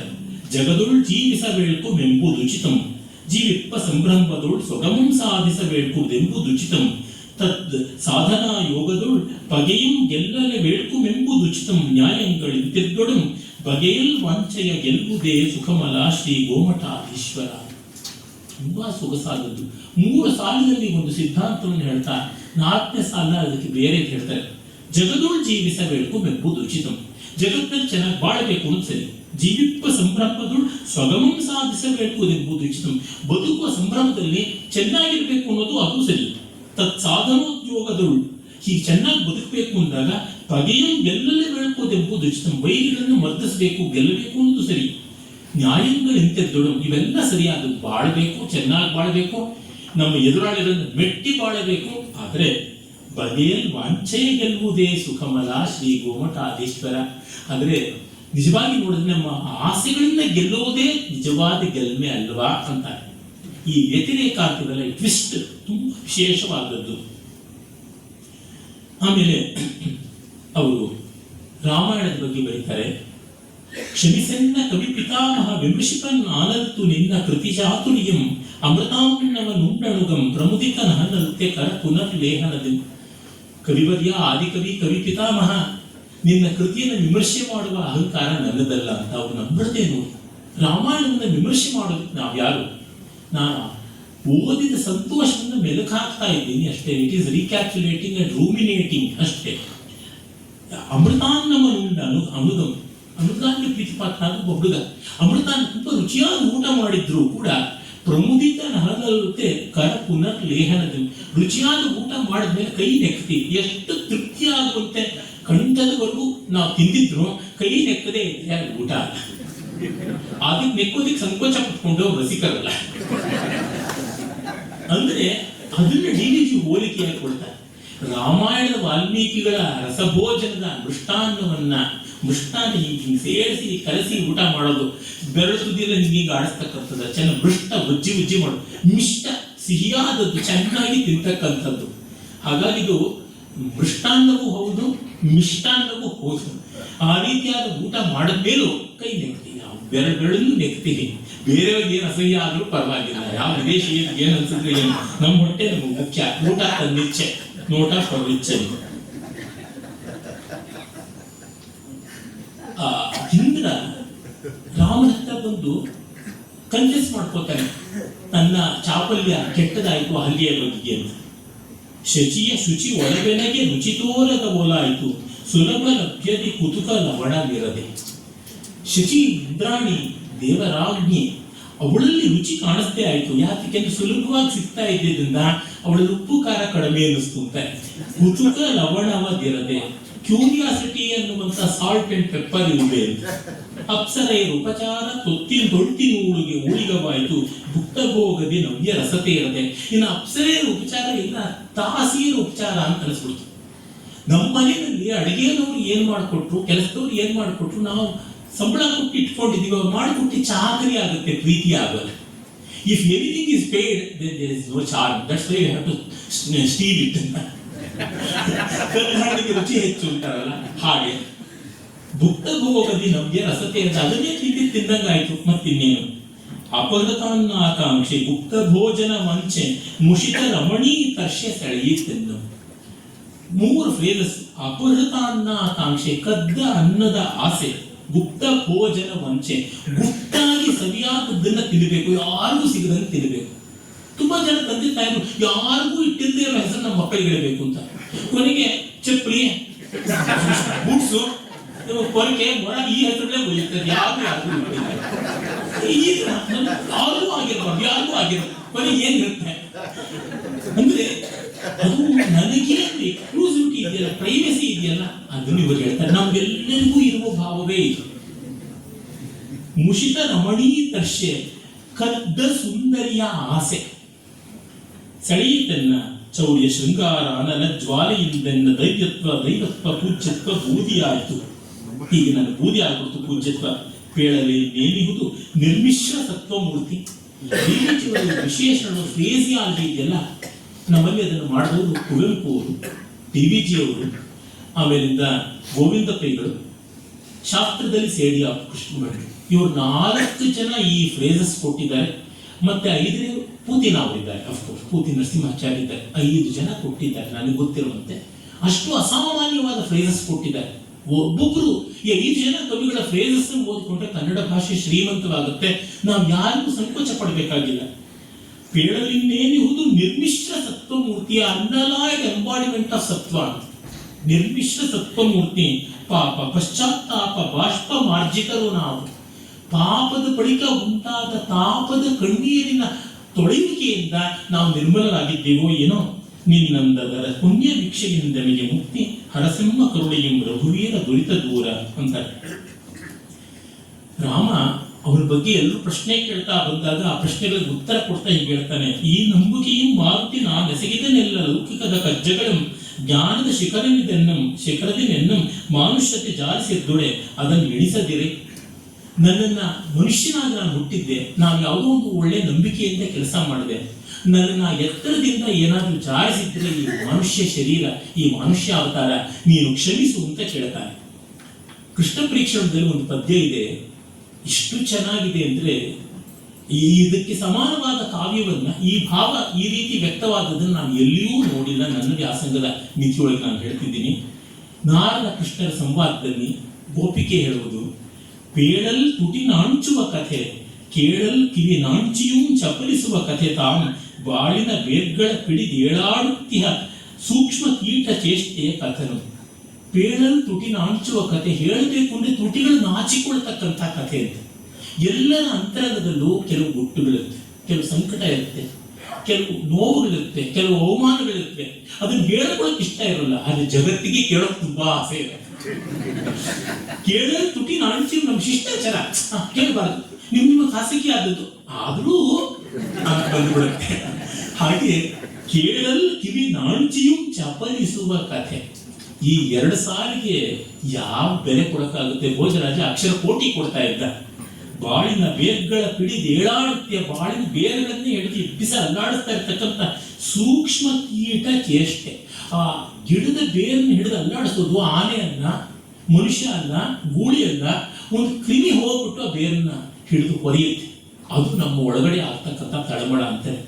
ಡಿವಿಜಿಯವರ ದೊಡ್ಡತನ ಇರೋದು ಈ ಮಾನುಷದ ಅಂತರಂಗದ ಈ ನೋವುಗಳನ್ನ ನೀವು ದೊಡ್ಡ ವ್ರಣ ಮಾಡಿಕೊಳ್ಳಬೇಡಿ, ಅದನ್ನ ತುಂಬಾ ದೊಡ್ಡದಾಗಿ ಟ್ರಾಜಿಕ್ ಹೀರೋ ಮಟ್ಟಕ್ಕೆ ನೋಡ್ಬೇಡಿ. ಎಲ್ಲರಿಗೂ ಇದೇ ಸಮಸ್ಯೆ, ನಿನ್ನ ರಗಳೆಗಾರಿಗೂ ಬಿಡುವು ಮಂಕುತಿಮ್ಮ ಅಂತಂತಾರೆ. ಒಂದು 2 ಉದಾಹರಣೆಯಿಂದ, ಒಂದು ಹಾಡಿಗೆ, ಇನ್ನೊಂದು ಪದ್ಯಗಳು ತುಂಬಾ ಚೆನ್ನಾಗಿವೆ. ಭಾರತ ದೇಶದ ಬಗ್ಗೆ ಅವರು ಹೇಳ್ತಾರೆ. ಸ್ವಾತಂತ್ರ್ಯ ಅಂದ್ರೆ ಏನು? ಸ್ವಾತಂತ್ರ್ಯಂ ಜನತಾತ್ಮ ಶಿಕ್ಷೆ, ಗಣಧರ್ಮ ಅವೇಕ್ಷೆ, ರಾಷ್ಟ್ರ ಪ್ರಜಾ ನೀತಿ ಪ್ರೀತಿ ಪರೀಕ್ಷೆ, ಜೀವ ಮುಕುಲೋನ್ಮೀಲಾರ್ಕ ಸಂವೀಕ್ಷೆ, ತಾನೈತಂದಂಬಿಕೆ ನಿನ್ನನಾಧಿಕತೆ ಆಧಿಕತೆಯೊಳ್ ಮುತ್ನಾಹಮಂ ತಂದಿರಲ್, ಪ್ರಾತರ್ಗೀತದಿ ನಿಂದು ಸಂತ ಬಿಡು ನೀಂ ಪ್ರಕ್ಷುಬ್ಧ ಭೂಲೋಕಮಂ. ಭಾರತ ಮಾತೆಗೆ ಹೇಳ್ತಾರೆ ಸ್ವಾತಂತ್ರ್ಯ ಅಂದ್ರೆ ಏನು? ಸ್ವಾತಂತ್ರ್ಯಂ ಜನತಾತ್ಮ ಶಿಕ್ಷೆ. ಇದು ಒಳ್ಳೆ ನೇಮಿಚಂದ್ರ ಬರೆದನೋ ಷಡಕ್ಷರಿ ಬರೆದನೋ ಅನ್ನುವಂತೆ ಕಾಣಿಸುತ್ತದೆ. ಜನತೆಯ ಅಂತರಂಗದ ಶಿಕ್ಷಣ ಸ್ವಾತಂತ್ರ್ಯ. ಸ್ವಾತಂತ್ರ್ಯ ಅಂದ್ರೆ ಹುಚ್ಚಾಪಟ್ಟೆ ಆಡೋದಲ್ಲ, ಒಂದು ಒಳಗಿನ ನಮ್ಮದೇ ಆದ ಡಿಸಿಪ್ಲಿನ್. ಗಣಧರ್ಮಾವೇಕ್ಷೆ, ಗಣಧರ್ಮ ಅಂತಂದ್ರೆ ಡೆಮಾಕ್ರೆಟಿಕ್ ಸೆಟಪ್ ಯಾವ್ದಿದೆಯಲ್ಲ ಅದರ ಧರ್ಮ ಏನಿದೆ ಅದನ್ನು ಸರಿಯಾಗಿ ಕಾಪಾಡ್ಕೊಂಡು ಬರೋದು. ರಾಷ್ಟ್ರ ಪ್ರಜಾ ನೀತಿ ಪ್ರೀತಿ ಪರೀಕ್ಷೆ, ಈ ಮಾತಿಗೆ ಏನು ಬೆಲೆ ಕೊಡೋಣ? ರಾಷ್ಟ್ರ ಪ್ರಜೆಗಳ ನೀತಿ ಪ್ರೀತಿ. ಪ್ರೀತಿ ಅಂದ್ರೆ ನಮ್ಗೆ ಇಷ್ಟ ಬಂದಿದ್ದು, ನೀತಿ ಅಂದ್ರೆ ಬೇರೆಯವ್ರು ಹೀಗಿರ್ಬೇಕು ಅಂತ ಹೇಳೋದು. ಹೀಗಾಗಿ ನಮ್ಮ ಆಸೆ ಒಂದು, ಹೊರಗಿನ ನಿಯಂತ್ರಣ ಒಂದು, ಇದರ ಪರೀಕ್ಷೆ ಆಗ್ತಾ ಇರುತ್ತೆ ಅಂತ. ನೀತಿ ಪ್ರೀತಿ ಪರೀಕ್ಷೆ. ಜೀವ ಮುಕುಲೋನ್ಮೀಲಾರ್ಕ ಸಂವೀಕ್ಷೆ. ಜೀವ ಅನ್ನುವ ಮೊಗ್ಗು ಕ್ರಮವಾಗಿ ಅರಳೋದಕ್ಕೆ ಬೇಕಾದ ಸೂರ್ಯ ಕಾಂತಿಯ ನೋಟ ಅದು. ಮುಕುಲೋನ್ಮೀಲಾರ್ಕ ಸಂವೀಕ್ಷೆ, ತಾನೈತಂದಂಬಿಕೆ ಅದು ಬಂದಿದೆ ತಾಯಿ, ನಿನ್ನ ನಾದಿಕತೆಯೊಳು ನುತ್ನಾಹಮಂ ತಂದಿರ. ಈ ಹೊಸ ಕಥೆ ಭಾರತಕ್ಕೆ ಆರಂಭವಾಗುತ್ತೆ, ಈ ಹೊಸ ಹಗಲು ಆಗಿದೆ. ಅಲ್ಲಿ ಪ್ರಾತರ್ಗೀತದ ನಿಂದು ಸಂತ ಬಿಡು ನೀವು ಪ್ರಕ್ಷುಬ್ಧ ಭೂಲೋಕಮಂ. ಈ ಪ್ರಕ್ಷುಬ್ಧವಾದ ಭೂಲೋಕವನ್ನ, ಈ ಸುಪ್ರಭಾತ, ನಮ್ಮ ದೇಶಕ್ಕೆ ಸ್ವಾತಂತ್ರ್ಯ ಬಂದ ಕಾಲದಲ್ಲಿ ನೀನು ನನ್ನ ನಡೆಸ್ಕೊಳ್ಬೇಕಮ್ಮ ಅಂತ. ಅಂತಃಪುರ ಗೀತದ ಆ ಮದನಿಕೆಯನ್ನು ಅವರು ಎಷ್ಟು ಚೆನ್ನಾಗಿ ಹೇಳ್ತಾರೆ ಅಂದ್ರೆ, ಕೇಶವೇಶನ ರಾಣಿಯರ್, ಶುಕವಾಣಿಯರ್, ಪಣಿವೇಣಿಯರ್, ಹಾಸಸಂಜ್ಞೆಯ ನೀರಯರ್, ಸುಶರೀರಯರ್, ಸ್ಮರವೀರಯರ್, ಲಾಸಗಾಯನ ವಾದನಗಳ ಜಾಣೆಯರ್, ಧ್ರುವು ಬಾಣೆಯರ್, ರಾಸಲೀಲೆಯೊಳಾಡುವರ್, ಸಲೆ ಪಾಡುವರ್, ಕುಣಿದಾಡುವರ್. ಕೇಳ್ತಾ ಇದ್ದಂತೆ ಕುಣಿದಾಡಬೇಕು ಅನ್ಸುತ್ತೆ. ಇದು ಅಂತಃಪುರ ಗೀತದ ಲಾಲಿತ್ಯ. ಅಲ್ಲಿ ನೋಡಿ, ಅವರು ಮಿಶ್ರಚಾಪು ತಾಳದಲ್ಲಿ ಒಂದು ರೀತಿಗೌಡ ರಾಗದಲ್ಲಿ ಬರೆದಂತ ಒಂದು ರಚನೆ ನೋಡಿದ್ರೆ ಗೊತ್ತಾಗುತ್ತೆ. ನಂದಕುಮಾರ್ ಅಂತವ್ರು ಹಾಡಬೇಕು, ನನ್ನಂತವ್ರು ಆಗುವಂಥದ್ದಲ್ಲ. ಆವ ರಾಗವ ಪಾಡುವೆ ಓ ಚೆಲುವೆ ಎನ್ನೊಲವೆ ಬಾಳ್ಗೆಲವೆ ನೀನಾವ ರಾಗವ ಪಾಡುವೆ ಅಂತ. ಆವ ರಾಗವ ಪಾಡುವೆ ಓ ಚೆಲುವೆ ಎನ್ನೊಲವೆ ಆವ ರಾಗವ ಪಾಡುವೆ ಆವ ರಾಗವ ಪಾಡಿ ಆವ ಮಾಟವ ಮಾಡಿ ಆವ ಜೀವವ ಕಾಡಿ ನೀ ನಿಂತು ನಲಿವೆ ಅಂತ ಗಾನ ಜೀವನೆ ಅಂತ ಒಂದು ಮದನಿಕೆಯನ್ನು ಕುರಿತು ಹೇಳ್ತಾರೆ. ಕಲಹಂಸಿ ಲಲಿತ ಸ್ವರೆ ಕಲಹಂಸಿ ಲಲಿತ ಸ್ವರೆ ಮನೋಹರೆ. ಆ ವರ್ಣ ಪದಗರ್ಭ ಯಾವ ತರ ಮಾಡ್ತಾರೆ ಅಂತ ನೋಡಿದ್ರೆ ಗೊತ್ತಾಗುತ್ತದೆ, ಅಷ್ಟು ಅಡಕ ಮಾಡ್ತಾರೆ. ಕಲಹಂಸಿ ಲಲಿತ ಸ್ವರೆ ಮನೋಹರೆ ವಿಲಸಿತ ವಿವರಾಧರೆ. ಆ ಶಿಲ್ಪ ಬಾಯಿ ಬಿಟ್ಟುಕೊಂಡಿರುವಂತೆ ಇದೆ. ಬೇಲೂರಿನ ದೇವಾಲಯದಲ್ಲಿ ನೀವು ಪ್ರದಕ್ಷಿಣೆ ಮಾಡ್ಕೊಂಡು ಈ ಕಡೆಗೆ ಬರುವಾಗ ಆ ಎಡಗಡೆಗೆ ಕಾಣಿಸ್ತಕ್ಕಂಥ ಮೂರ್ತಿಗಳಲ್ಲಿ ಒಂದು ಕೈನಲ್ಲಿ ತಾಳ ಹಿಡ್ಕೊಂಡಿರುವಂಥದ್ದು, ಒಂದು ಕೈ ತುಂಡಾದಂತೆ ಇದೆ, ಅಲ್ಲಿ ಬಾಯಿ ಸ್ವಲ್ಪ ತೆರೆದಿದೆ. ಅದಕ್ಕೆ ಅವರು ಹೇಳ್ತಾರೆ, ಮನಸ್ಸಿನ ಗುಹೆಯಲ್ಲಿ ಮಲಗಿರ್ಪ ದನಿಗಳ ಮನಲಾಗಿ ಹರಿಸಿ ಜಾಲಿಸುವೆ ನಮ್ಮ ಹಸುಗಳ ಅಂತ. ನಮ್ಮ ಅಂತರಂಗದ ಧ್ವನಿಗಳನ್ನ ನಿನ್ನ ಗಾನದಿಂದ ಎಬ್ಬಿಸಿಬಿಟ್ಟು ಅವನ್ನ ಹೊನಲಾಗಿ ಹರಿಸಿಬಿಡ್ತಾ ಇದೆಯಾ ಅಂತ. ಒಳ್ಳೆ ಸಂಗೀತ ಕೇಳಿದ್ರೆ ಇದೇ ಆಗೋದು. ನಮ್ಮ ಅಂತರಂಗಕ್ಕೆ ಯಾರೋ ಕೈ ಹಾಕಿ ಅಲ್ಲಿ ನೋವು ಎಲ್ಲವನ್ನು ಹೊರಗೆ ತೆಗೆದು ಹಂಗೆ ಹರಿಸಿಬಿಡ್ತಾ ಇದ್ದಾರಾ ಅಂತ ಅನ್ಸುತ್ತೆ. ಇಟ್ಸ್ ಎ ಗ್ರೇಟ್ ಕೆಥಾರ್ಸಿಸ್ ಅಂತ. ಈ ರೀತಿಯಾದಂಥ ಎಷ್ಟು ಗೀತೆಗಳನ್ನು ಬರೀತಾರೆ. ಅಲ್ಲಿ ಭಸ್ಮಮೋಹಿನಿ ಅಂತ ಬರ್ತದೆ. ಅದು ಪ್ರದಕ್ಷಿಣೆ ಮಾಡ್ಕೊಂಡು ಇತ್ತ ಕಡೆಗೆ ಬಂದಾಗ ನಾವು ಉತ್ತರ ದಿಕ್ಕಿನ ಗೋಡೆಯ ಮೇಲೆ ಇರ್ತಕ್ಕಂಥದ್ದು ತುಂಬಾ ಸುಂದರವಾದ ಮೂರ್ತಿ ಭಸ್ಮಮೋಹಿನಿ.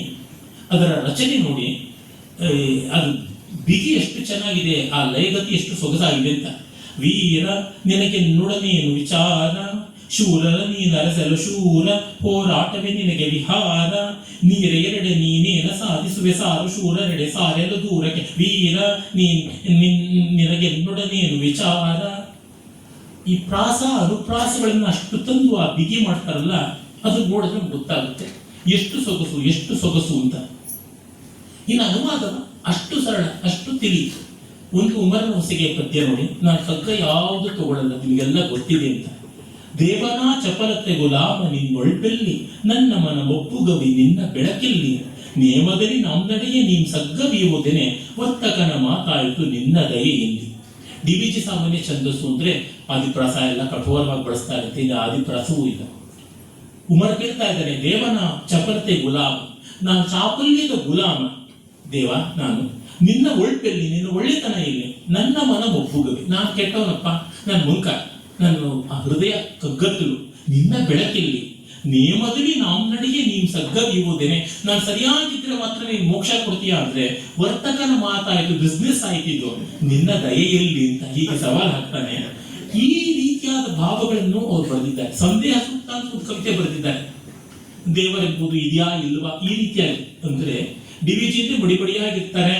ಅವ್ರು ನೋಡಿದೊಂದು ಋಷಿಯಾಶ್ರಮ, ಒಂದು ಮಠ ಅಂತ. ಹಾಗಲ್ಲ, ಅವರು ಸಂತೆಯೂ ಹೌದು ಸಂತನೂ ಹೌದು. ಅವರ ಸಾಹಿತ್ಯ, ಅವರ ವ್ಯಕ್ತಿತ್ವ ಎಷ್ಟು ಬಾರಿ ನೆನೆದರೂ ನಮಗೆ ಜೀವೋತ್ಕರ್ಷಕ, ಭಾವೋನ್ನತಿ, ಆನಂದ. ಅದಕ್ಕೆ ನೀವು ಅವಕಾಶ ಮಾಡಿಕೊಟ್ಟಿದ್ದೀರಾ. ಅಷ್ಟಾಗಿ ಗಂಟಲು ಸರಿಯಾಗಿದ್ದೇ ಗಣಕಾರ್ಯ ನಾನು ಮಾಡ್ತಾ ಇದ್ದಿದ್ದಿಲ್ಲ. ಅದ್ರ ಮಧ್ಯದಲ್ಲೂ ನೀವೆಲ್ಲ ಶಾಂತರಾಗಿ ಸಮಾಹಿತರಾಗಿ ಕೇಳಿದ್ದೀರಾ. ಅದಕ್ಕೆ ಆಯೋಜಕರಿಗೆ, ನಿಮಗೆ ಎಲ್ಲರಿಗೂ ನನ್ನ ನಮಸ್ಕಾರಗಳು.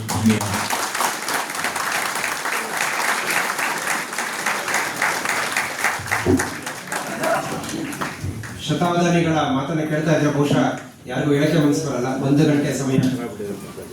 ಶತಾವಧಾನಿಗಳಲ್ಲಿ ಒಂದು ಕೋರಿಕೆ, ತುಂಬಾ ಜನ ನಿಮ್ಮ ವಾಣಿಯಲ್ಲಿ ಜೀವನ ಧರ್ಮ ಯೋಗವನ್ನ ಒಂದು ಸಪ್ತಾಹ ಮಾಡಬೇಕು ಅಂತ ಆಶಿಸಿದ್ದಾರೆ. ಮೈಸೂರಿನಲ್ಲಿ ತುಂಬಾ ಜನ ಬಹಳ ದಿನದಿಂದ ಕೇಳ್ತಾ ಇದ್ದಾರೆ. ನಾವು ಮೈಸೂರನ್ನು ಕೂಡ ಆತಿಥ್ಯಕ್ಕೆ ಪ್ರಸಿದ್ಧರು. ಸೊ ನಮ್ಮ ಆತಿಥ್ಯವನ್ನು ನೋಡಿ ಅದರಿಂದಾಗಿ ತಾವು ಬಂದು ಜೀವನ ಧರ್ಮ ಯೋಗ ಮಿನಿಮಮ್ 1 ವಾರ 10 ದಿವಸ ಬಹಳ ಸಂತೋಷ ಅಂತ ಕೇಳ್ಕೊತಾ ಇದ್ದೀನಿ. ಈ ಕಾರ್ಯಕ್ರಮಕ್ಕೆ ಉಪನ್ಯಾಸ ಬಗ್ಗೆ ನಾನೇನು ಹೇಳಕ್ ಹೋಗೋದಿಲ್ಲ. ಅದರಿಂದಾಗಿ ನೇರವಾಗಿ ಅವರಿಗೆ ಒಂದು ಸಣ್ಣ ಸತ್ಕಾರ. ಈ ಸತ್ಕಾರಕ್ಕೆ ಶ್ರೀ ವಾಸುದೇವ್ ಭಟ್ ಅವರು ಬರಬೇಕು. ಯಾಕೆ ವಾಸುದೇವ್ ಭಟ್ ಹೇಳ್ತಾ ಇದ್ದೀನಿ ಅಂದ್ರೆ, ಇದು ಅದ್ಭುತವಾದ ಸಭಾಂಗಣವನ್ನು ನಮಗೆ ದೊರಕಿಸ್ಕೊಟ್ಟಿದ್ದಾರೆ. ಆಯ್ತಾಗಿ ಮುಂದೆ ಮ್ಯಾಚ್ ಫಿಕ್ಸಿಂಗ್ ಮಾಡ್ಕೊಂಡೆ ಈಗಲೇ ಅಂತ ಮುಂದೆ ಕಾರ್ಯಕ್ರಮ ಕೊಟ್ಕೊಂಡಿದ್ದೆ ಕೇಳಕ್ಕೆ, ಅದಕ್ಕೋಸ್ಕರ ಹಾಗೆ ನಮ್ಮ ಸೀತಾರಾಮ್ ಸರ್ ಅವರು ಕೂಡ ಅವ್ರ ಜೊತೆ ಪಾಲ್ಗೊಳ್ಳೋದು. ಅದು ಒಂದು ವಾರ 10 ದಿನ ಸಪ್ತಾಹ ಅವ್ರು ಒಪ್ಪಿಸ್ತೀನಿ ನಾನು, ಅದು ಇಲ್ಲೇ ಆಗ್ಬೇಕು.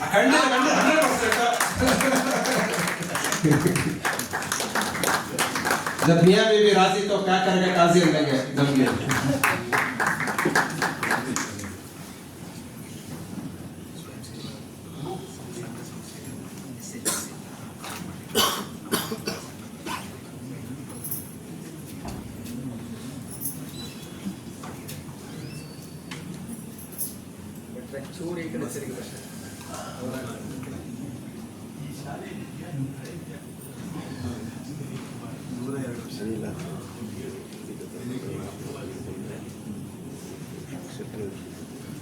ಧನ್ಯವಾದಗಳು. ಈಗ ಕೇವಲ 10 ನಿಮಿಷದ ಟೀ ಬ್ರೇಕ್ ಇದೆ. ಬಂದ ನಂತರ 2ನೇ ಉಪನ್ಯಾಸ ಶುರುವಾಗುತ್ತೆ. ಎಲ್ಲರೂ ಕೂಡ